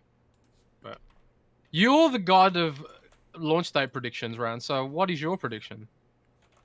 Man, well, my whole prediction for the 23rd was based around Call of Duty coming on November 12th. November 12th. But now that Call of Duty is the 5th, that does open up them to launch the game on the 15th. And, I mean, the anniversary's right there. You know what I mean? Like, it's basically, it writes itself. Launch Halo Infinite on the 15th, the 20th anniversary. It makes a lot of sense. But then I guess it really comes down to, when's the game ready? I think that's what it's going to come down to. When is Halo ready to actually come out? You know? Yeah. And that could be maybe even as late as early December if they really want it out for holiday 2021. But like with that anniversary just looming there and Call of Duty coming the 5th, even though Grand Theft Auto and Skyrim are coming on November 11th, I still you can launch the 15th and you can launch the 23rd. So it's, I don't know. I think it's going to be the 15th now. Even though that's only 1 week removed from Forza, I think that's probably what they end up doing. Space Dovakin says, isn't Jason Schreier writing a big article on 343? I mean, I think eventually he probably will. I mean, he has to be, right? I've heard for a long time that he's been working on something to do with 343. Yeah. So. Brett says, you ever think that people dogging 343 for the last decade has affected the studio psychology that has caused studio dysfunction? That's interesting.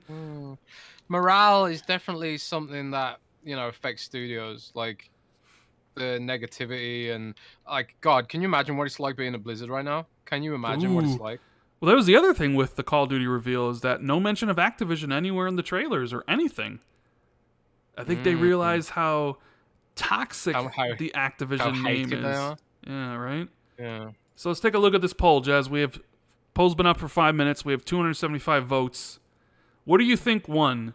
Full delay till spring 2022, launch without co-op this fall, or launch multiplayer delay campaign till 2022? Which one did you think won? I think launch with single player and as it is. I think that one. So launch without co-op this fall, 65%. Full delay till spring of next year, 20%. And launch multiplayer delay campaign till 2022, 16%. So, still pretty spread. Yeah, according to the people who are very active in chat, the vast majority of them saying this is the right thing to do. Launch the game without co-op this fall. That's what over 303 people have basically said. So, yeah, I kind of figured that was what was going to be the reaction here. But hopefully we find out more information next week about Halo, so we can actually talk about some good stuff about Halo. I'm still looking forward to the game. It's my most anticipated game for the rest of the year. I think the multiplayer is going to be absolutely fantastic, and my question mark has always remained on the campaign. What's it going to play like? Hopefully we see more of it soon. I think they did say we'll see more of it at some point in the future. I want to see more of like the open world and the sort of things you can do, like more of a dev breakdown on that stuff. But I'm still, as much as I think this is a disappointment, co-op is a big pillar to me for Halo. I'm still like super excited to play the game at the end of the year. So Dave says, launch on anniversary, allow the celebration of Halo to be the thing that accompanies the release. Also great work, gents. Rand and Jez, keep it up. So thanks, bro. Thank you. Jez, there was also QuakeCon this week. We still have to talk about the Game Pass stuff. QuakeCon.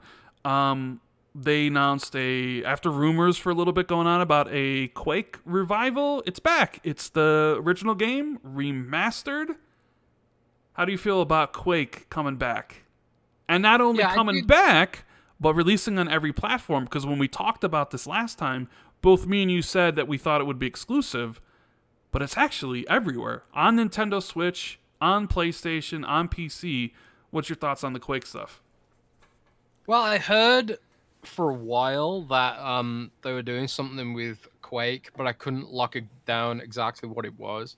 I did speak to some sources about it, if you heard anything about Quake, but couldn't lock anything concrete down. But I suppose this makes the most sense. I saw some complaints and DMs and worries about the fact that it's on multiple platforms, but I think didn't they basically say or hint that legacy content you'd still see legacy content reaching out to more platforms? There was that debate about what legacy meant.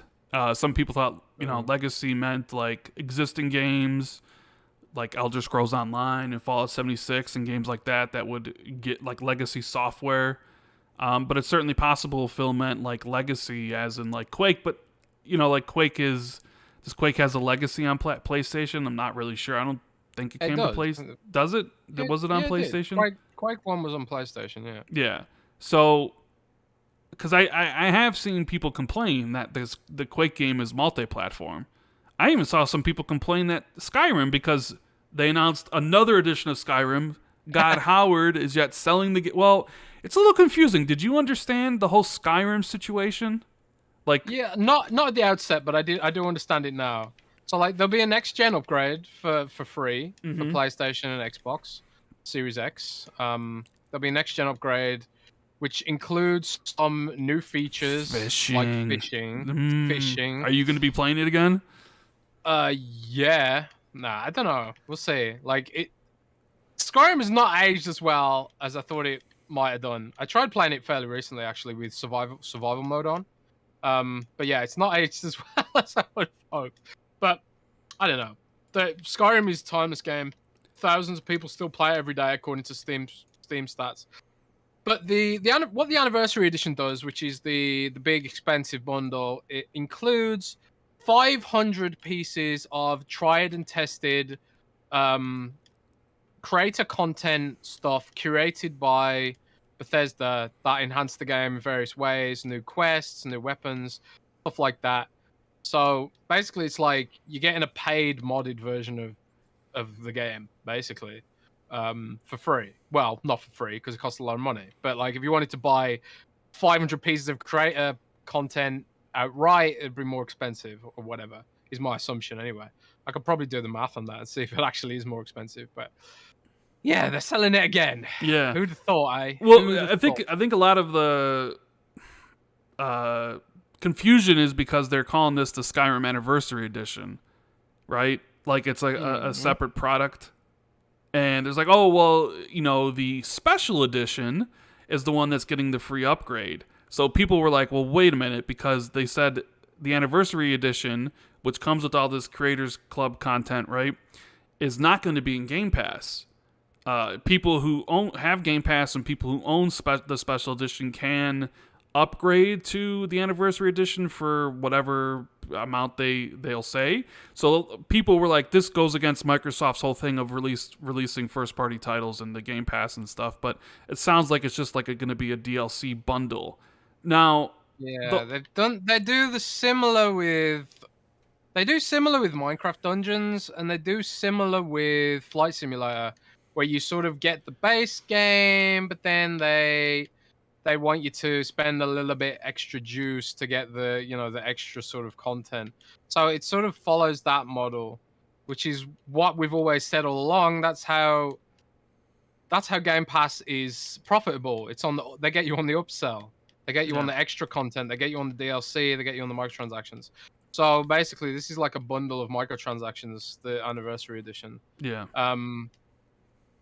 So that is the whole deal with that. Basically, if you don't think it's worth it, don't buy it, because it is just Skyrim again after all. And the stuff, the real important stuff like the fishing, that'll be free. That'll be free indeed, as well as some new quests or something. But yeah, I got a question for you about Quake. But first, thank you, JD Gamer, for the super chat. He says, I'm pissed. You see, he's pissed. We were promised Halo this holiday, and when you take out co-op, it just feels like you're not really getting Halo.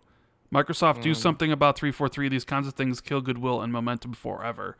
It's very interesting to see the wide reactions of people regarding this, from people saying, like JD, who's super pissed about it, and Obi-Wan saying absolutely needs to be delayed, to people being like, who cares? Stop complaining. really do and like very wide reaction. Blue says, yeah, Halo Infinite is cool, but has anyone kept up with the Kardashians? Excited for Halo, but dying for Fable. Man, I would love to see more Fable. And Jez, I saw your tweet. You're actually getting press releases for keeping up with the Kardashians now? Is that actually true? Yes. I got a press release. Kim is releasing a new video game on iOS called Kim's Holiday or something. I don't know. I don't know what it is. It's like a gacha game or something with the Kardashians. So how are you on their press release now? Is someone listening to the Xbox 2 podcast and saw that you actually own all this? Crazy. That's absolutely nuts. Interestingly about this game, Rand, every month a few lucky players will get to go on a Zoom call with Kim. Oh, that's amazing. totally worth it. Are you gonna try to get on that Zoom call and ask her a bunch of questions? I don't think so, Rand. Also, I think it's an iOS exclusive, so you'd have to do it, man. I could. But Brett says, I prefer to play through solo on Halo Infinite, so no interrupting the cutscenes. There are definitely people who like to play their games solo. It's if I'm when I've been playing like Psychonauts 2, but I find myself I need to play that by myself because there's so much cutscenes and stuff and a lot of dialogue and a lot of funny things that you would miss with people talking in your ear, you know? So I understand that. The Quake thing though, Jez. So with it being multi-platform, there's some people kind of says this muddies the Xbox's message and Bethesda's message that now the topic of Bethesda exclusivity is blown wide open again, and that because Quake is multi-platform, then this might lead people to believe that Elder Scrolls 6 is going to be multi-platform. What do you think about that discussion surrounding the exclusivity of something like Quake? Could this have been a game? Because I watched MVG's video, who is the developer at Night Dive, who worked on this. Sounds like it was a project that had been in the works for like 19 months. So that's a long time. Yeah, so it does have a lot of new features. It's got a whole new lighting engine. It's got a radial menu for console. Like I played it a bunch on xCloud the other night. Feels great to play, by the way. Like I never actually played the original Quake. I only played Quake 3 Arena multiplayer, really. Back in the day. I never played Quake 1 or 2, so it's kind of like a new experience for me. I literally don't understand the game. Like, what the hell's going on? One minute I'm fighting like aliens, the next minute I'm fighting like dudes with swords. Like it's so random. I don't know what the plot is at all. But it's Doom basically. It's basically Doom. But it feels good to play even though like it goes to show some of these kind of games are timeless. But anyway, I think it just means legacy content. I think it just means older content, you know, games that are already on existing platforms stuff. I really genuinely believe any game that's like in development now for current gen, future consoles, just going to be Xbox and PC only. If they do a Quake 4, it's going to be Xbox and PC only. You mean Quake 5? There already is a Quake 4. Is there a Quake 4? Yeah, it was it was on the 360. Yeah, what? So no, I completely agree with you. Quake like 5 then. Any new projects like a Quake reboot in the vein of Doom would only be PC and Xbox.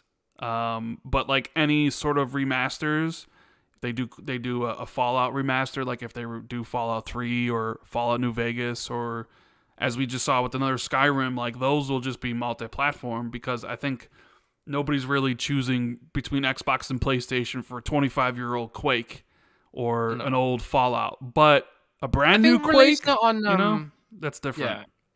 I think released on older platforms is a good way to gauge interest in the franchise. You know, and I genuinely don't think this means like I still don't believe you're going to see the next Elder Scrolls on PlayStation. I really don't. I think if you do, that kind of like that's a bait and switch by Microsoft. I think at that point. But yeah, I think like legacy content literally means legacy content. It means old games, re-releases, Skyrim, and you know expansions for existing games that exist on other platforms. I don't think this means Quake 5 is going to be on other platforms if they do make one, which presumably they probably are. If they've gone like all out to revive the Quake franchise. I really did not know there's a Quake 4. That's interesting. Yeah, well they put Quake 1, it's in Game Pass, it's on these platforms, but 2 and 3 are also on Game Pass on PC. So I wonder if they ever bring those over. Hope so. What about this scenario? So let's say in a couple years they revive Quake and it gets a reboot like Doom 2016, but it's Xbox PC only, right? Like we would assume most of Bethesda's big projects moving forward are. Would a journalist be in the right to ask Phil or Matt Booty or, you know, Todd or anybody else being like, you know what? You released Quake, you re-released the original, and it was on every platform. But now you released a reboot, and it's only Xbox exclusive. Can you explain the reasoning to me there?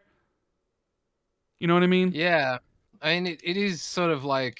You know, the reasoning is obvious. It's just like... Well, yeah, the reasoning is clear, but like... It would lead somebody to ask that question, being like, well, why not just put out the Quake remaster as Xbox only? You know, like... it's kind of people would say it's muddying the waters a little bit, but I don't really. Yeah, maybe. I mean, maybe that's their intent. Tease PlayStation fans with the old stuff, and then lure them in with the nostalgia, and then try to persuade them to get an Xbox for the next gen stuff. Yeah.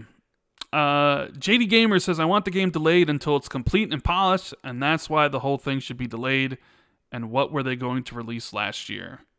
Man, JD Gamer really, really, really upset at this news about the Halo thing. I don't blame him. It's true.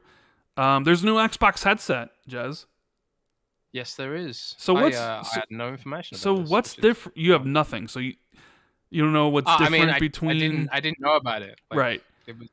So what is the difference? Because it looks exactly the same. Is it the only difference is that it's wired and not wireless like the other one? Because it seems like there's a $40 difference.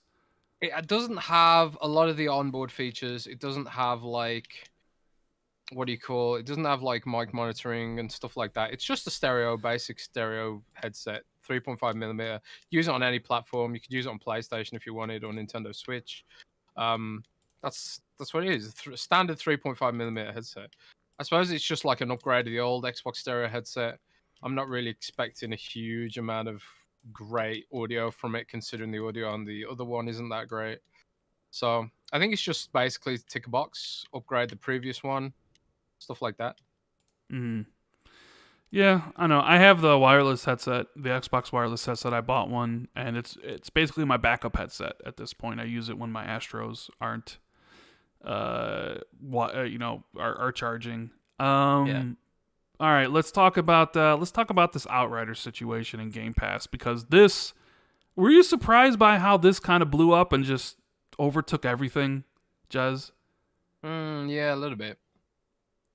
Were you surprised? Like, I don't know. I guess I need to set this up, don't I, about this whole stupid Outriders Game Pass blah blah blah. It's funny. Yeah. This is one of those. Explain what happened. Yeah, let me find it. So basically, what happened was the CEO of People Can Fly came out and said, "Hey, we haven't gotten paid. We haven't gotten any royalties, right?" And what basically should be the actual story of how a developer doesn't know how well their game is doing because of whatever contract they signed with Square Enix. Like, that's the story, right? Like, hey, man, like, we want to know how well our game is doing. Like, the fact that they signed a contract and they don't get sales information shared to them, and they have to rely on blind faith with Square Enix to actually properly report the numbers and actually properly give them royalties whenever, it breaks even to what they think the game cost. Like, I don't know. That seems like the actual story here, right? Is it not? That's kind of what I took away from it. But it turned into something else. So the CEO said that we don't have any sales figures for Outriders. We estimate the sales to be between 2 and 3 million copies, which is a big gap. That's 1 million copies. And we assumed that this result would make the project profitable already in the first quarter of sales. But the lack of payment from the publisher probably means that, in Square Enix's opinion, this is not the case at all. Oof. And he said that the lack of royalty payment may be determined by some elements of Square Enix sales policy, the details of which we do not know, such as partnerships concluded by the publisher with distribution platforms or entities offering Outriders game as an add-on to their products. The failure to achieve a level of profitability may also mean that the costs incurred by the publisher are higher than we expected. But I don't want to speculate. We will continue to analyze the situation. However, it's worth noting that the explanations take time and our influence on the publisher's position is limited. So, everybody basically went with the clickbait and said, hey, Outriders devs ain't getting paid because of Game Pass, or Game Pass tanked Outriders sales, and blah, blah, blah, blah, blah, blah, blah. Like, it was all over my Twitter essentially all last week. And, oh man, because we know how people love to talk about Game Pass. People who hate Xbox, that's all they do. I don't understand. Like, there are people out there who literally couldn't give a rat's ass about Xbox, will never play an Xbox, but the only thing they talk about on their YouTube channels or on their Twitter is Xbox. Like, they constantly have Xbox in their head, and they're constantly speaking about Game Pass, a service that they probably wish was provided by their own, platform preference, but that's neither here nor there. So I see all this stuff, people DM me all this stuff, and I'm just like, holy crap. Right? And, there's the CEO of People Can Fly has no idea how well the game did, but, there's people on Twitter, there's people in these YouTube streams that will 100% tell you exactly what's going on. Like, what? Are you fucking kidding me? Like, what are you talking about? Like, how do you know any better than the CEO? But of course, that doesn't get the fanboys riled up. That doesn't get the likes and the retweets on your Twitter and stuff like that. So, Jez, what's going on here? What's your read on this whole situation? Well, first of all, I think it's been well established that Square Enix's Western operations is very, very different to their Japanese operations. It feels like Square Enix's Japanese operations is almost like a well-oiled machine, and their Western operations is like, that road, that back street with the potholes that needs like a lot of work and everything's a mess. And that's kind of what Square Enix's Western operations feel like to me. It really does feel like Square Enix is two companies. The Japanese side, which makes good games and does like good remasters and good remakes that are to a decent standard quality, and the Western side where everything's just crazy and messed up. But you got Marvel Avengers and stuff like that. So I'm not surprised on the one hand. Speaking purely to the situation, the fact that like People Can Fly took to it in this manner just comes across as immature and kind of unprofessional to me, to speak publicly about it. Maybe it shows a desperation on their part or something. But like that, if that's the case, surely litigation is the way to go down. If you think you've got a legal case, think you're entitled to royalties and stuff, or maybe, I don't know, read the contract before you sign it. Maybe, I don't know. That'd be crazy. But right, it's funny because I actually wrote an article. Months ago about this, kind of saying something like, the point of the article was, Square Enix's support of Outriders will make or break the game, and the post-launch support for Outriders has not been great because it feels like Square Enix and People Can Fly are not working together very well, and that's to the detriment, ultimately, of the people who became fans of that franchise. And honestly, I really enjoyed my time with Outriders. I don't think I ever actually finished it because when I was playing it, the co-op portion of the game was completely and utterly broken. But like, Outriders had a huge amount of potential. It really, really did. I enjoyed it far more than I ever enjoyed Destiny. I enjoyed it far more than I ever enjoyed The Division. Me and my buddies played it quite a bit. Wasn't the most amazing game in the world, but it had a decently satisfying gameplay loop. Some of the abilities were really cool, and I just thought the game had a lot of potential. But I could smell Square Enix's bullshit on it from a mile away. I really could. Like the fact that it was always online for no reason, the fact that it required a Square Enix account for no reason, the fact that like the developers, even back then, they were saying things like, "We have no idea what's going on with the updates. That's on Square Enix's side." And it felt like even then there was no real communication between the two studios. So this is just a case of Square Enix being a really crappy publisher in the West, as usual, and People Can Fly not reading the contracts properly. But to bring Game Pass into it is just asinine. It's just utterly asinine.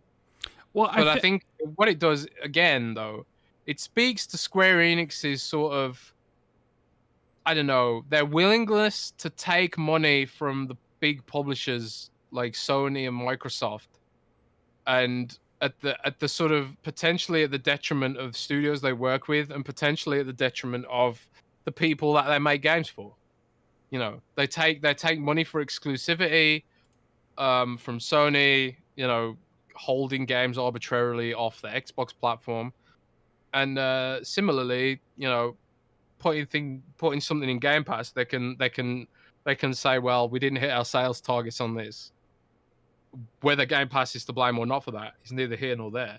it just says that People Can Fly didn't negotiate a very good contract on it. Maybe, I don't know, but I think it's just weird to try and bring Game Pass into that discussion, and it just comes back to what you were saying before, that people just want to be negative and they want to pander to their audiences or whatever. So.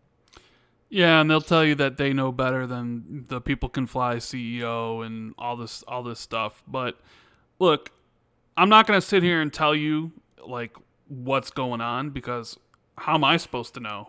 I don't know. I didn't read People Can Fly's contract. I haven't read Square Enix's contract with them. I can only offer my own speculation, but there's also, I don't think anybody's really talking about like Microsoft does the deal with Square Enix because it's Square Enix's game. Even though Square Enix paid People Can Fly to develop the game, Square Enix still basically is the one in charge. And I'm wondering if the contract that they signed between Square Enix and People Can Fly really didn't have anything about a subscription service in it, right? Like, and what I mean by that is Square Enix is like, we'll pay you royalties after we're completely fully paid off based on the sales of the game. But then does Square Enix count the money gotten by Microsoft as sales for Outriders? And could Square Enix be doing some creative accounting basically to not use the money that Microsoft paid to put that towards the the cost of developing Outriders? I think that's what that guy is actually talking about when he talks about Square Enix's sales practice. He doesn't know. Yeah, I agree. It's probably that's what it is. It's probably like creative accounting. Like Square Enix is saying like, well, we don't count that as profitability towards the game because that deal is separate or something. Exactly. That's probably something to do with it. But nobody wants to really talk about that. It just talks about like the game, Xbox Game Pass, basically destroyed the game and developers and all this stuff. Even though there's tons of examples from indie developers, even like PlayStation. Like the second best-selling game of the year is MLB The Show. And that was on Game Pass day one, and it's doing pretty damn well. But there's tons of examples about how Game Pass helps out.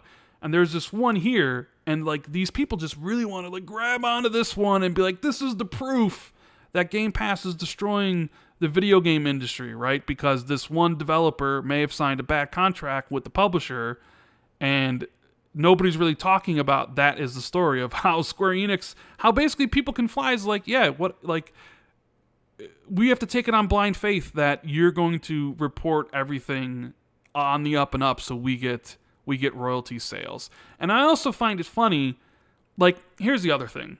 I was thinking about this because, these same people that will talk about Xbox and Game Pass all day who don't play on Xbox and will blame Xbox for games failing, will also the same people that will remind you on a constant basis that Xbox is the last place platform.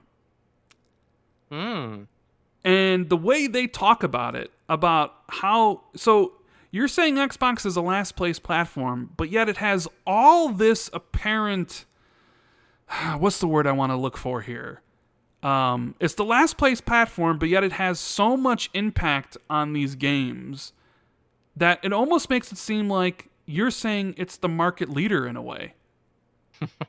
Because is the last place platform really going to affect the sales of a game that drastically? I mean, Outriders was on everything except for Switch. Are we sure that the game just didn't sell well on any platform? Xbox, PC, and PlayStation? Are we sure that gamers on PlayStation and PC didn't buy it because the reviews weren't quite great? And then when it came out, it had a ton of issues, and they actually, instead of trying to fix a lot of the issues, started to nerf the builds? Are we sure that the game just didn't last long after the initial week because everybody found out the game was mediocre and had a ton of problems, and people were losing their inventory, their inventory. Like my buddy Lord Cognito lost his complete inventory for months. Are we sure that the game just didn't sell well, period, and had nothing to do with Game Pass? Well, no, it can't be, right? That can't be the reason. It's The thing is, Xbox. man, It's Xbox's fault and Game Pass's fault that this has happened. The last place console for years is somehow has the most impact on the video game industry. Apparently, I just find that incredibly hilarious. but my dude, Square Enix actually said in their investor call that it's going to be their next big franchise. Yeah, they did. So They did say that. Something doesn't add up here, bro. Well, I actually said that to my buddy Dreamcast guy, and MVG responded, and he said that's just a sales pitch. That they just said that because like they sort of have to, and it's, you know, and I'm like, a sales pitch to who? Investors or gamers and stuff? But I mean, they did say, like, Square Enix said, hey, the digital sales are great. It's on its way to be. I think maybe they thought it was on its way to becoming the next big franchise until like maybe everybody fell off of the game. I also think not having microtransactions probably hurt the game as well. So you're because- saying the game should have microtransactions? I'm just saying, if you're talking about money and you're talking about, you know, like people can fly and all that stuff, getting money, with all those people playing the game on Game Pass, you would probably have some people paying extra money for something that would essentially go towards the recoupment of whatever costs Square Enix had to make the game. So maybe not having any of that and not calling it a live service was essentially part of the problem. I don't really know. But MLB The Show seems to be doing better than ever, and that's got a whole bunch of microtransactions. So, But my dude, the thing is, man, I actually heard from an Xbox exec that Outriders did sell well. I mean, of course. I mean, And it was in the top sold games of that month on the Xbox store. So, maybe it sold well for the first month, but ever since then, it just everybody. They did nothing to support it. Well, there you go. They made a service game that had no service. But here you go. But it doesn't matter because Game Pass killed Outriders. Game Pass is bankrupting People Can Fly, and it's going to destroy the video game industry, Jez. Wow. That's the takeaway from all this. That's what you're supposed to take away from this. Oh. I mean, I don't know. I'm gonna cry. This is going to happen over and over and over again because we don't get any information about any of this stuff. So everybody's free to say whatever they want. And it's not like you can counter anybody's opinions or you read the clickbait because I don't know. We don't know the contracts. I'm just offering what I think might be going on here. But somebody else will offer their opinion on it, and it's definitely going to be slanted in a way that is just like Xbox is the worst and is the reason why the video game industry is dying. This last place platform that has, you know, less than, you know, it's 2-1. It's actually more than 2-1 between a PS4 to the Xbox One, and then whatever it is for a Series X. But somehow, like, games not doing well is entirely Xbox's fault. But like, never the PlayStation Nation. Like, cut me a fucking break. Jesus Christ. Ray Darren says, fantastic show, gentlemen. My wife doesn't even follow the video game industry, but she loves listening to you two guys. Please give a shout out to Marie. Well, that's awesome. She doesn't even follow the video game industry, but she listens. That's awesome. I don't even know what to say to that. Thank you for listening, Marie. Shout out. Yeah. Shout out to Marie. Thank you. Awesome. What else we got here? Space Dovakin says, Square Enix track record of success is really bad. This is also a company, if you recall, Jez, that said 10 million copies of the Tomb Raider reboot was a failure. Remember? Yeah, they did say that. They sure as hell did. So, yeah. I swear, Square Enix... I want some of what Square Enix's Western publisher is smoking, man. They are something special. I don't think they know what they're on about. Paul says, if it wasn't for Game Pass, would Outriders have sold as much? I know a lot of people who bought the game after playing it on Game Pass. I mean, they definitely wouldn't have as many players because a lot of people weren't going to be interested in paying $60 for a new IP. I definitely will say that Outriders benefited from all the extra people playing it and all the extra, you know, like media attention and, you know, it basically was like free marketing. I mean, when Outriders came out, that's all people were talking about. And the reason it was that is because you had all these people playing it on Game Pass, which filtered to PlayStation and PC, that it was just the conversation was just deafening. If that doesn't happen, does anybody really talk about Outriders, especially with the mediocre reviews that it got and the stability problems that it did have and stuff like that? I don't know.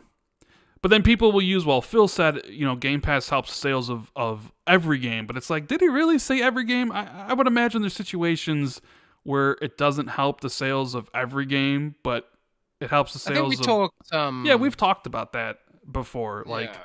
I don't think he's ever said, yeah, you put your game in Game Pass, guaranteed to get more sales. Like, that's what people like to bring up. It's like, it's just said on average or whatever, like, people who are on Game Pass buy more and they play more, and I think sales. Exactly what they've said is that we have seen situations where games that are in Game Pass sell more on other platforms too, and they've certainly shown that they've got evidence to suggest that. But it's always been multiplayer games, so I do wonder if single player games see the same kind of uplift. Maybe they don't, but Outriders is a multiplayer game, so I am certain that game got sales from the marketing and the virality of Game Pass. I'm certain of it. But oh well. Dan says it's not just one example, Ren. Hades and other games are seeing 90% of their sales on PlayStation. The UK sales don't allow for creative interpretation. Yeah, they do. Oh my god, the UK sales are the worst. The UK sales, I have no indication on anything else going on in the video game industry because it's simply physical, and physical's dead in the UK. And yeah, I understand the Hades thing where it was 7% was on Xbox, but did you know how many units that actually was total that we're talking about here? 100% of the physical sales in the UK for Hades was less than 3,000. So you're going to somehow interpret that less than 3,000 physical sales of Hades somehow has a bearing on the digital ecosystem and engagement of everything else around everywhere. That's why everybody in the industry is like, the UK sales charts mean absolutely nothing because nobody's buying physical in the UK. There's literally nowhere in my town in the UK, a population of 200,000 people, there's literally nowhere you can buy a physical game in my town centre now. The only place that sold physical games has closed down. And that was Game, and it's gone. Pandemic killed it. So, you were like, it's literally a moot point. Physical retail is dead in the UK. And anyone using physical retail sales from the UK as an example of anything, music industry, movies, and games, doesn't know what they're talking about. Yeah. See, but also because people were sharing the whole Hades thing, but it's like they don't tell you that literally Hades charted with less than 3,000 copies sold. So what are we really talking about here? Like it's nothing. It's a meaningless chart, So that's what it is. Don't forget, the only way to play Hades on mobile right now is Game Pass. So yeah.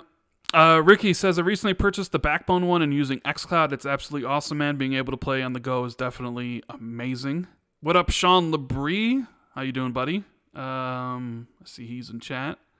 RDX Son of Fett says, Oddworld Soulstorm coming to Xbox. Yep. We always knew that game was a time exclusive. Announced? Yeah, well, they posted a thing on Twitter where Abe unfolds his hand and the boot up sound of the Series X plays. So yeah. Oh my god! So, I'm yes. so happy. Soulstorm. Oh my god, I love Abe. I love Abe's Odyssey so much. I'm so hyped about this.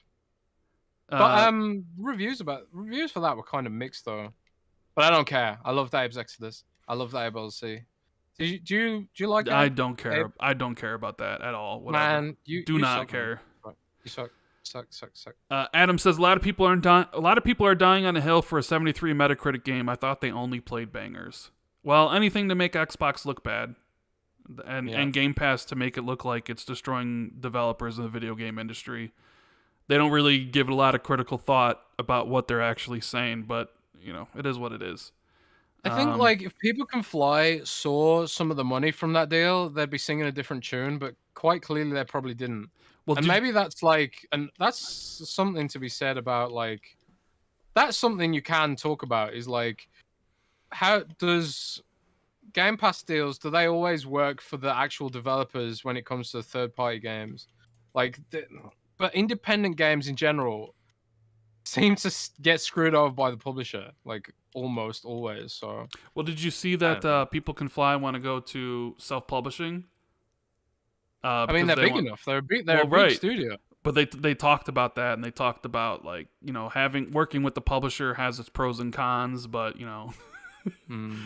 so it's like one of those things, like, yeah, it's got some big cons, but you don't even know how well your game is doing, so you're not sure when you're going to get royalties, if ever, and you don't know how the creative accounting side of Square Enix works, because I mean, you look know what happened to IO Interactive, for God's sake. Square Enix screwed IO Interactive over and didn't even give their IP back. So, wasn't it interesting that they cut loose IO Interactive, and by Hitman 3 it becomes the biggest Hitman game ever. yeah. Like, I understand Square Enix got a lot of problems, like Square Enix, Marvel Western Avengers. publisher is terrible. They're terrible. They're Marvel absolutely terrible. Marvel Avengers didn't set the world on fire. Apparently lost a lot of money. Although I hear the Black Panther expansion that's out now is actually pretty good. Yeah, I've heard good things about that actually. What else has come out from them recently? I mean, apparently the Avengers thing was a big miss for them, considering it's like one of the biggest IPs in the world at this point. The Outriders thing, everybody was like, oh yeah, big thing going for this, 3.5 million players, and now it's like People Can Fly guys like, where's my money? But they do well. Their Japanese stuff always seems to do well. Final Fantasy VII Remake seemed to do well. So, Final Fantasy 14, baby. Yeah, 14. I love that game. Yeah, It's a Neo good game, man. You Cognito should play says it. the Nier Automata dev hasn't seen any money either. Yep, I did see that as well. Platinum. Yeah. So, I don't know. Square Enix is very weird when it comes to all this stuff. But what else we got here? Jez, Sea of Thieves hit 5 million players in July, which was their biggest month ever, thanks to the That's crazy. thanks to the Davy Jones and Jack Sparrow and the Pirates of the Caribbean crossover. What other pirate IP could they tap? Is there really another pirate IP they could do? I don't know. But Pirates of Darkwater. Did you ever watch that in the 90s? no, that's just kind of crazy how Sea of Thieves launched with basically nothing in 2018, or then here you are in 2021. You were right about it being PUBG. Remember that tweet that haunted you for years? Yeah. And now it's like, man, 5 million players in a month. Did they say how many total players have played Sea of Thieves? Did they hit 20 million? I think they did, right? A while back. I think so, yeah. Yeah. I always thought, like, I made that tweet because the potential was just so blindingly obvious. Like, I obviously had no idea how much of that potential would be in the final game. But, just seeing the sandbox for what it was, I was just like, wow, there's just so much potential here. They could do so much with this. It's so unique, and that proved me right. Took a little longer than expected, maybe, but in my naivety, I'm a much older, wiser game journalist now, Rand. A Guns a Gun says he wants a Sid Meier's Pirates collab. Never played that. Yeah. Or they could do a Ubisoft Skull and Bones collab if that game ever comes out. Navy says Hook. There you go. Peter Pan. Disney's Hook. There you go. Oh yeah. That's perfect. Peter Pan and Hook. Oh my god. Who owns that? Guy's a genius. Is that Disney? Disney. It's Okay. Disney. Yeah, totally. Okay, that's the next one. Peter Pan, Everything's Disney, The man. Lost Boys, Captain Hook. Come on. Bangarang, man. Bangarang. That is Do it. 100% the next thing they should go. They should go and do 100%. I could do a whole expansion about fishing, too. I think. God, you and fishing, I don't know what it is with you. Morgan says, I feel like Guardians of the Galaxy game is going to be a dumpster fire considering the current Square Enix track record. I've watched the trailers for that. It doesn't look good. And that's from Eidos Montreal, who made the Deus Ex games. And they made the last Tomb Raider game. And they're a really good developer. And it's just like, man, it seems like your talents are wasted on this licensed Marvel stuff. Yeah. I don't know, man. Jez, your tweet about Blue Box, I thought was interesting because They announced that they're giving away their game Abandoned to people who bought their earlier unfinished games, right? I don't know if you saw that. And I was sitting there being like, this whole story keeps on getting weirder and weirder. And then you made a tweet saying like, are we sure that Abandoned is not a tax scam? Like, I just want to say for clarity, I am not a lawyer, and I'm not accusing them of being a tax scam. I just wondered, is there a scenario or a possibility where a company could be pretending or doing the bare minimum in order to receive tax-free status or creative art grants and stuff? Because there was that whole thing in Germany of that guy, that director, Uwe Boll, who made a string of absolutely garbage fire video game movies just because he was exploiting some loophole in Germany's creative arts fund, where he could get grants for these movies and sort of under budget them and then pocket some of the money. And it wasn't like a tax scam. It was like some kind of grant scheme or something. I don't know. It was just basically a business. It was not about making movies. It was purely about the business stuff. So I was just wondering, like, is this just some kind of slick, clever way to get some grants out of something and just, where they don't have to like actually make a game? I don't know. But the whole Abandoned thing is just hilarious now.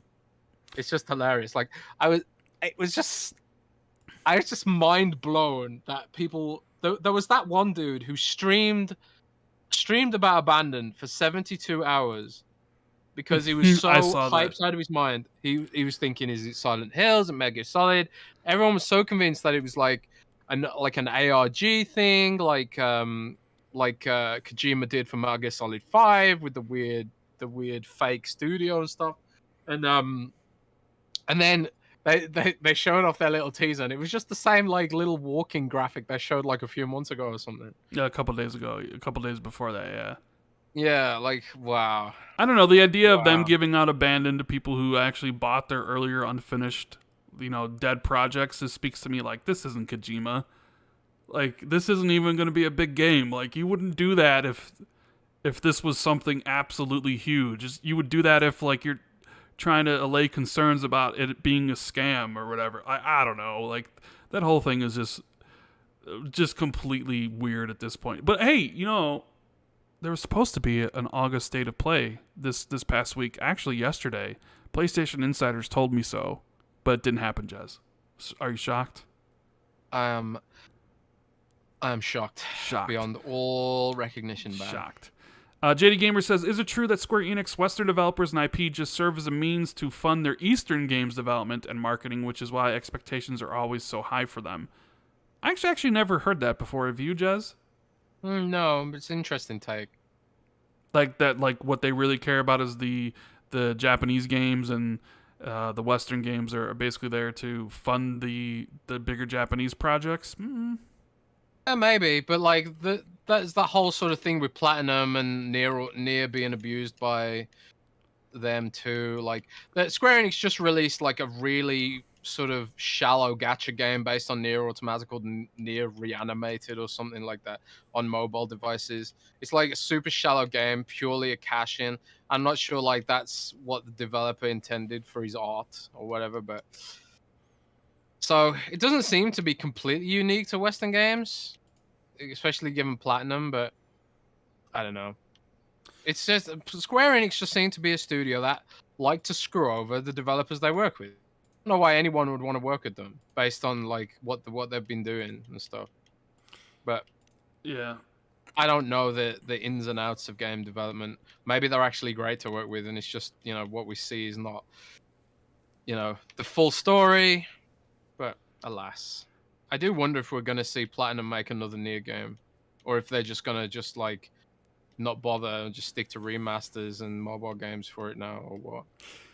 Also, there's a new Xbox Series X upgrade coming, and it's the dashboard getting 4K, baby. Finally. Yeah, I downloaded that update yesterday morning. So how does it look? Can you immediately tell the difference? I did see that the font and the text is a lot more sharper and clearer. I mean, I mean,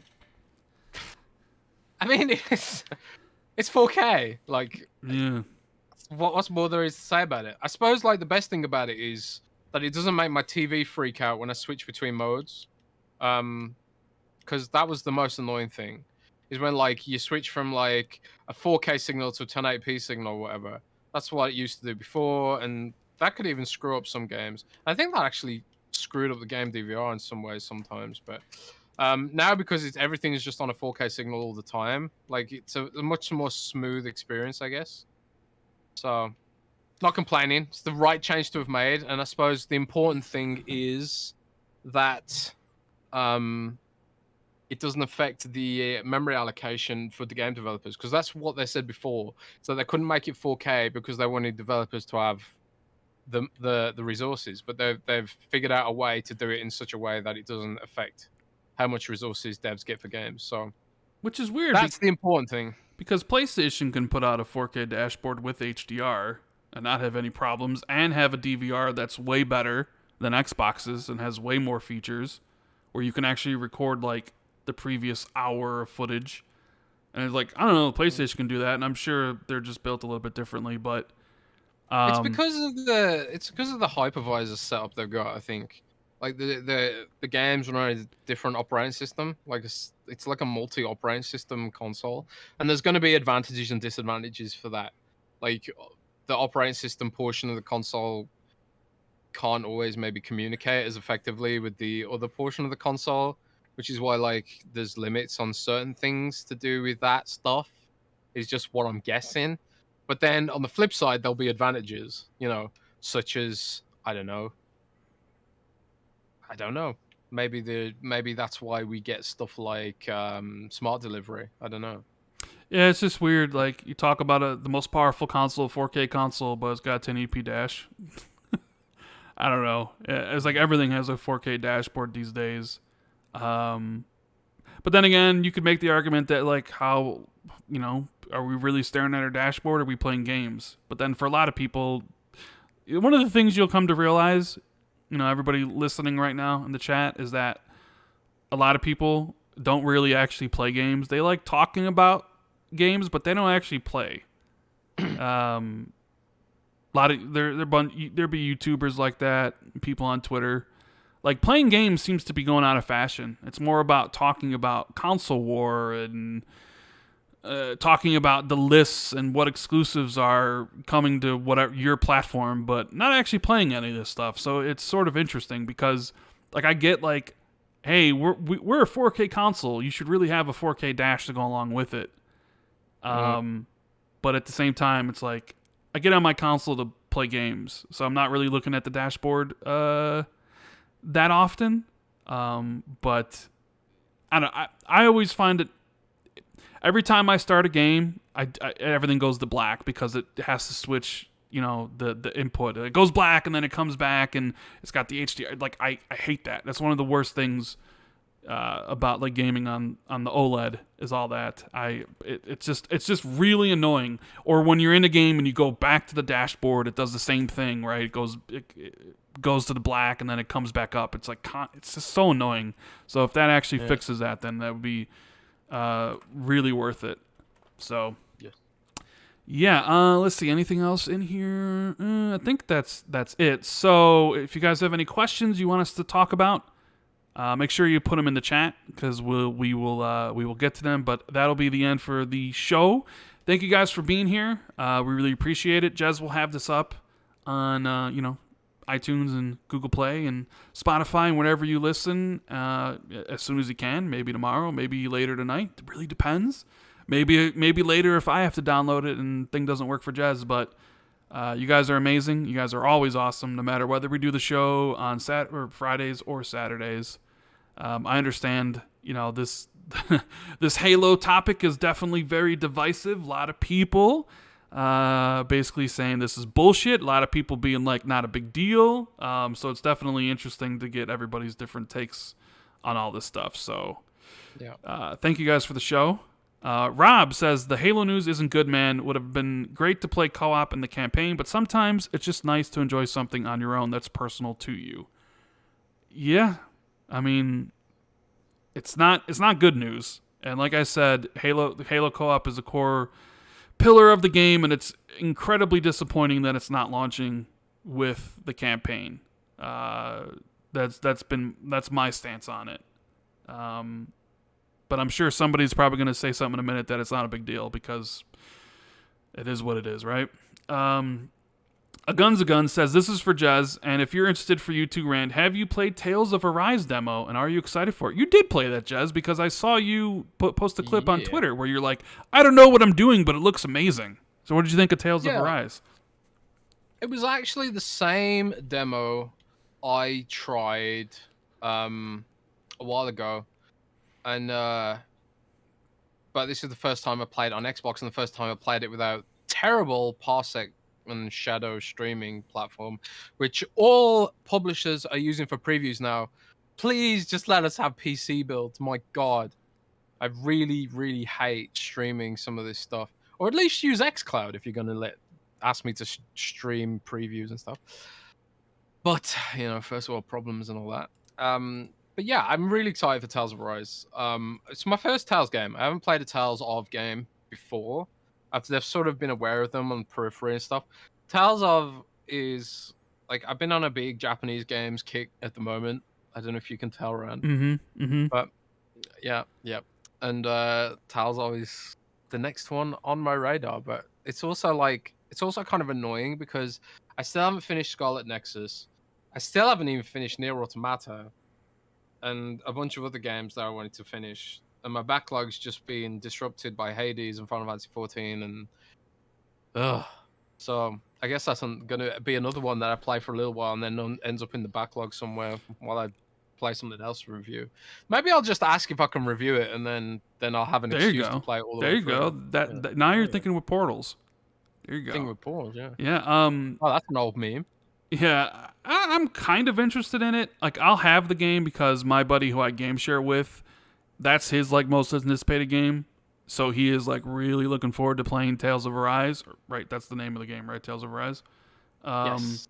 So I'll definitely have the game because I game share with them, which is amazing. Game share is so cool. It just really depends on how bogged down I am with like my games. Like, I bought Judgment recently, which was on sale for like $5, and I kind of want to play through it so I can play Lost Judgment and kind of get into the Yakuza games.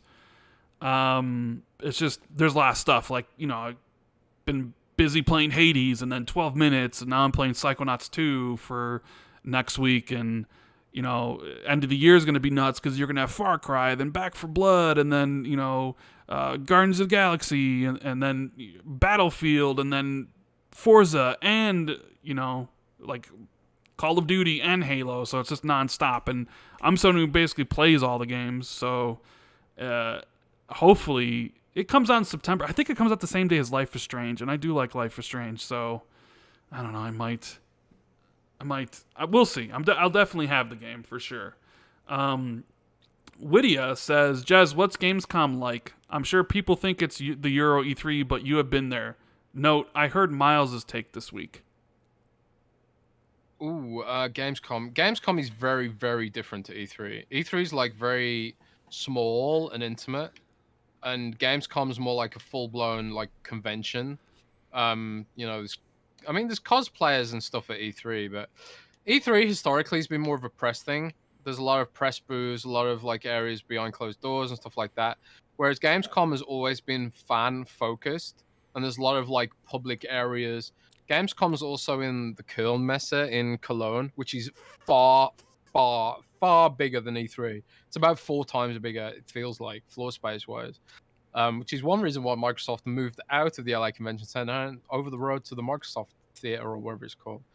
But yeah, Gamescom is a very different atmosphere. Gamescom has so many people inside it. Like, you can barely move around. It's that many people in it. But it's really like, it's exhausting. Gamescom is truly exhausting, but it's just really, really amazing at the same time. There's like so much energy. But I also like E3 too. Like, they're quite different. They're quite different. Yeah. But who knows? I probably won't ever be another one again, thanks to COVID. GG. Stephanie says, when do you think the new 4K dash would be released to everyone, Jez? Probably soon. Like, sometimes when it comes to new features, they take a little bit longer to go out because they're buggy. Like, for example, the Dolby Vision implementation has been in the Insider program for quite a while, and there's some bugs with it. However, the 4K dash seems pretty polished and ready to go. So I expect that to roll out to the lower rings more quickly than the Dolby Vision stuff. But yeah, I don't think it'll be too long for that one. See, because it just feels ready. Works, everything's fine. But maybe they want to bundle it with a bunch of other updates. I don't know. I guess we'll wait and see. I don't think it'll be too long. Saban says, Quake 1 and 2 are on Game Pass PC, but 3 isn't, even though they said it would be. What's up with that? I thought all 3 were on Game Pass PC. Yeah, I think... Is 3 not there yet? I don't know. I'll have a look. Yeah, I don't really pay attention to much of the PC side of Xbox Game Pass. I'm going to have a quick look for you. Bear with me. Game Pass for PC on Xbox. Man, I mean, I say quickly, but the Game Pass app for Xbox PC is super slow. And I've already complained extensively about that. Oh, good news, Rand. Microsoft Solitaire Collection is now on Game Pass for PC, even though it's free. That's a bit random. Quake 3 Arena is on Game Pass for PC, from what I can tell. So, I don't know. Yeah. I can see it there, and I can install it right now. So, Gamer O'Malley says, Console War, you're calling PS games sad dad. Well, I certainly didn't say that this episode, so I'm assuming you probably are talking about a previous podcast I was on. And when I say that, I mean, when I in fact, the last time I said the PlayStation games are sad dad, I said, isn't that the meme people always use? Yeah. Like because that, you were saying other people say that. I said, like, isn't it what like people say about the PlayStation games is that they're third person over the shoulder cinematic adventures sad dad games? Not that I mean I don't know how much praise I can heap on the PlayStation games. Like, Returnal's one of my favorite games of the year. God of War's like a masterpiece of this past gen. Spider-Man's amazing. Like, I don't know how many times I can basically say, hey, the PlayStation exclusives are pretty goddamn good, but then PlayStation fans get upset when, you know, or whatever about it. Any tiny little... I know. Like, how dare you say that? It's like, I didn't say it's sad dad stuff. That's what the internet says. Like, they're just sad dad games. So yeah. I like sad dad games. Yeah, like Last of Us 2 or Last of Us 1, sad dad game. Let's see here. What else we got?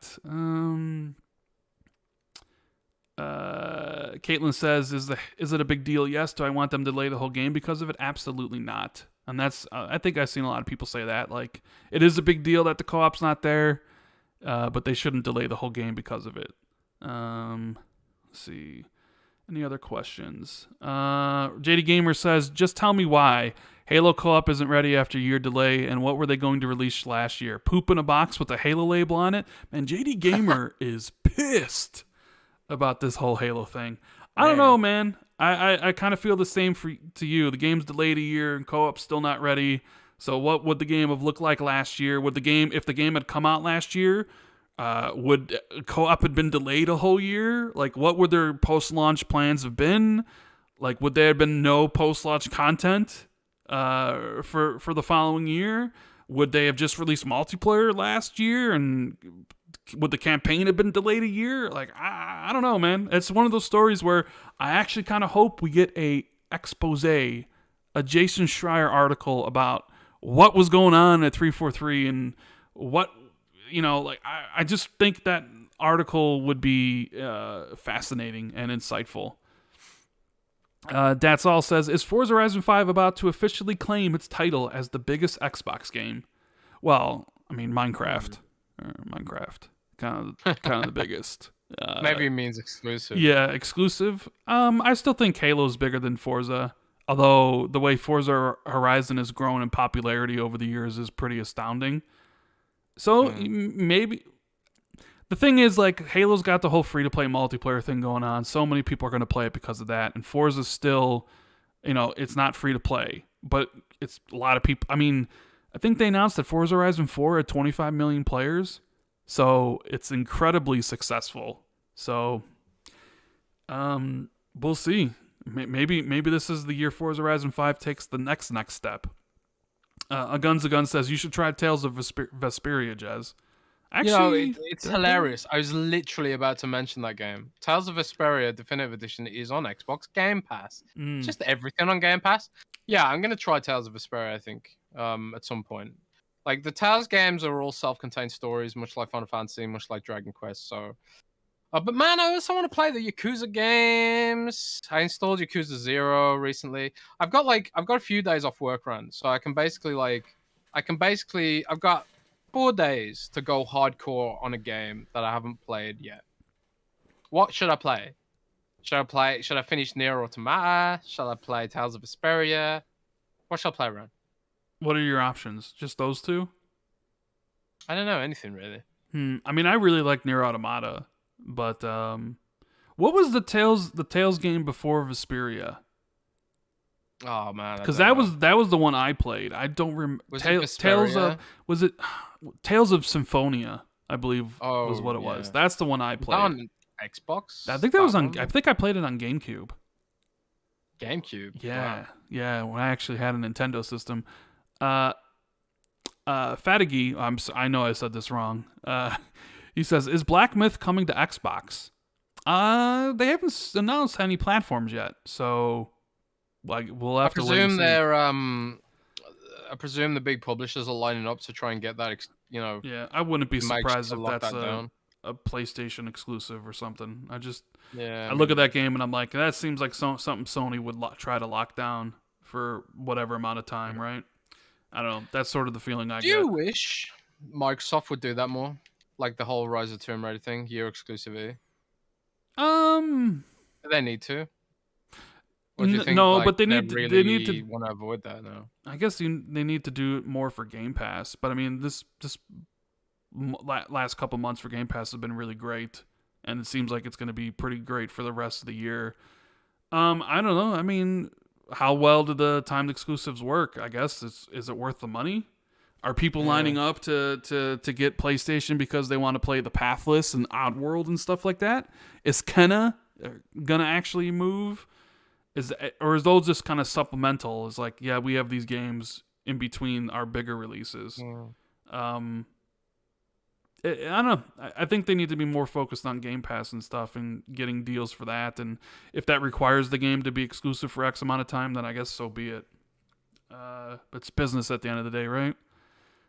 Ray says, I'm a huge Forza Horizons fan. Can either of you tell me why Forza Horizons 2 is the only one that didn't get the 4K treatment? Well, let's see here. Maybe? Well, the 4K treatment. So Forza Horizon 2 came out in 2014, I want to say. The Xbox One was really underpowered at the time. When when the One X came out, they went back and they upgraded Forza Horizon 3 to 4K because it had came out the year prior in 2016. And then Forza Horizon 4 obviously was native 4K because launched after the One X. Forza Horizon 1 got the 4K boost because of back compat. So I think the reason is that they never went back to do anything for Forza Horizon 2. I think that's the simplest solution. Like, it was just done automatically. It was just done automatically for Forza Horizon 1.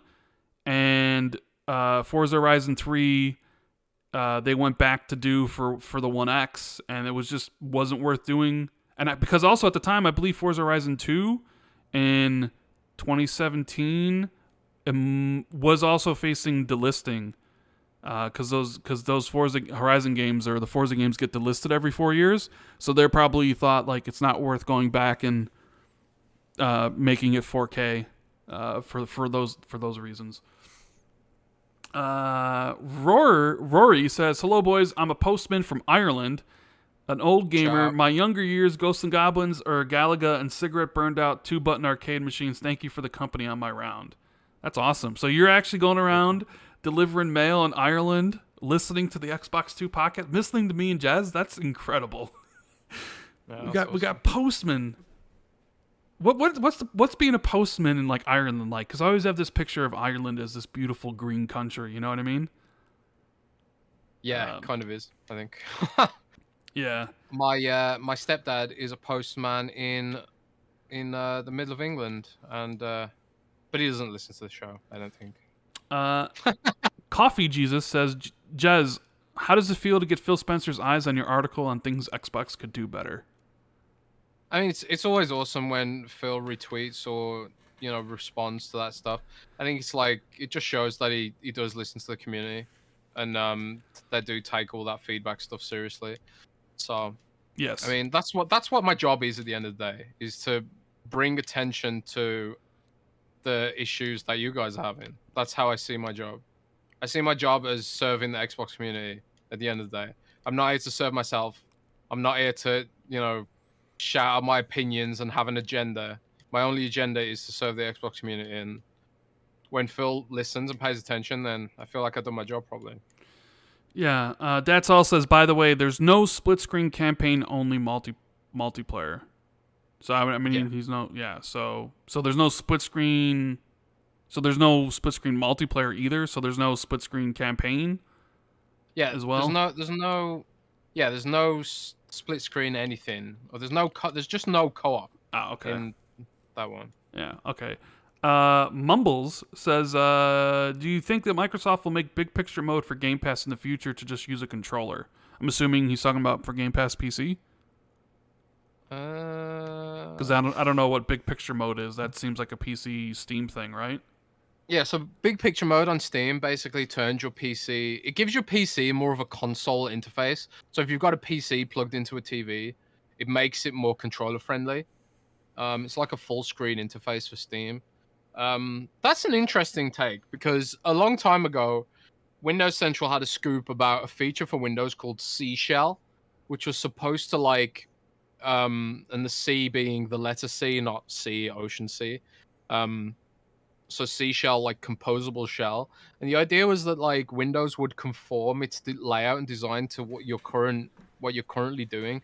I think they might have dropped that Seashell stuff, but what we do have is the Xbox Game Bar on PC. So if you press like the Windows button, the Xbox button on an Xbox controller, you get the Xbox Game Bar overlay, which you can control with a controller, but you can't launch games from that and stuff. So yeah, maybe that's the next thing I write about. Actually, maybe like the Xbox Game Bar could be more like Steam Big Picture Mode. That's a good bit of feedback to actually offer. Yeah. But yeah. That's all says, what else have they cut that they aren't telling us yet? No idea, man. Who knows? Hopefully we get some better news on Tuesday, like the release date and maybe some information about some of the other stuff. Let's see what else we got here.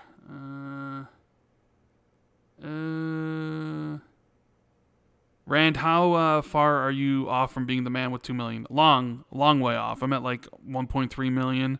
I quit going chasing after gamer score. I could get there pretty quickly if I wanted to and focus on it, but I really don't want to. There's just been an influx of all these indie games that offer really easy thousands, and it's lost its luster for me, it's just not something I care about anymore. And I know some people do, but what would get me back into achievements is an overhaul of the achievement system and completed games and that sort of stuff. Like, I'm just like the bigger number, chasing after the bigger number after 1 million just wasn't interesting to me. Like, I still get excited when I unlock achievements and stuff like that, but like hitting 2 million, it's just not. It just doesn't feel like what it was getting 1 million when it was actually sort of difficult instead of now. Also, if you had 2 million, it doesn't flow as well to say the man with 2 million. The man with 2 million. Yeah, the man with the million sounds great. The man with 2 million does not sound as cool. Let's see what else here. But what about what if we're still doing the podcast in like 50 years, say, and everyone's got 1 million gamer score? You'll have to get something else anyway. Rodham says, I'm guessing the Halo Infinite campaign has had a major overhaul since Staten came back in, and that probably also affected how the co-op worked. Possibly, yeah. But he did say when he came in, the first thing he did was he played through the campaign front and back twice, right? I mean, I guess maybe He wanted to add stuff to it, though? Yeah, I guess it's possible they added some things, maybe moved some stuff around. I don't know. I really do think like COVID really was a major factor here, a lot, and I think leadership as well. I think they spent a lot I of was time trying to told that, figure out what to do, and they just didn't know or Yeah. couldn't agree. I think one of the things a dev told me recently was the bigger a studio gets, the more difficult development gets. And there's also that sort of old saying, too many chefs spoil the broth or whatever. Which is why a lot of studios like to stay small and nimble. Like they talked about the initiative staying small and nimble, quote unquote. And that's why like you get a lot of these devs like the Ascent, for example. They were talking about in the Ascent how they were saying like the only 12 this was made by 12 devs. Well, no. If you look at the credits, there was actually like a whole bunch of support studios and contractors who worked on it as well. So like smaller studios, like I don't know, there's something to be said about that.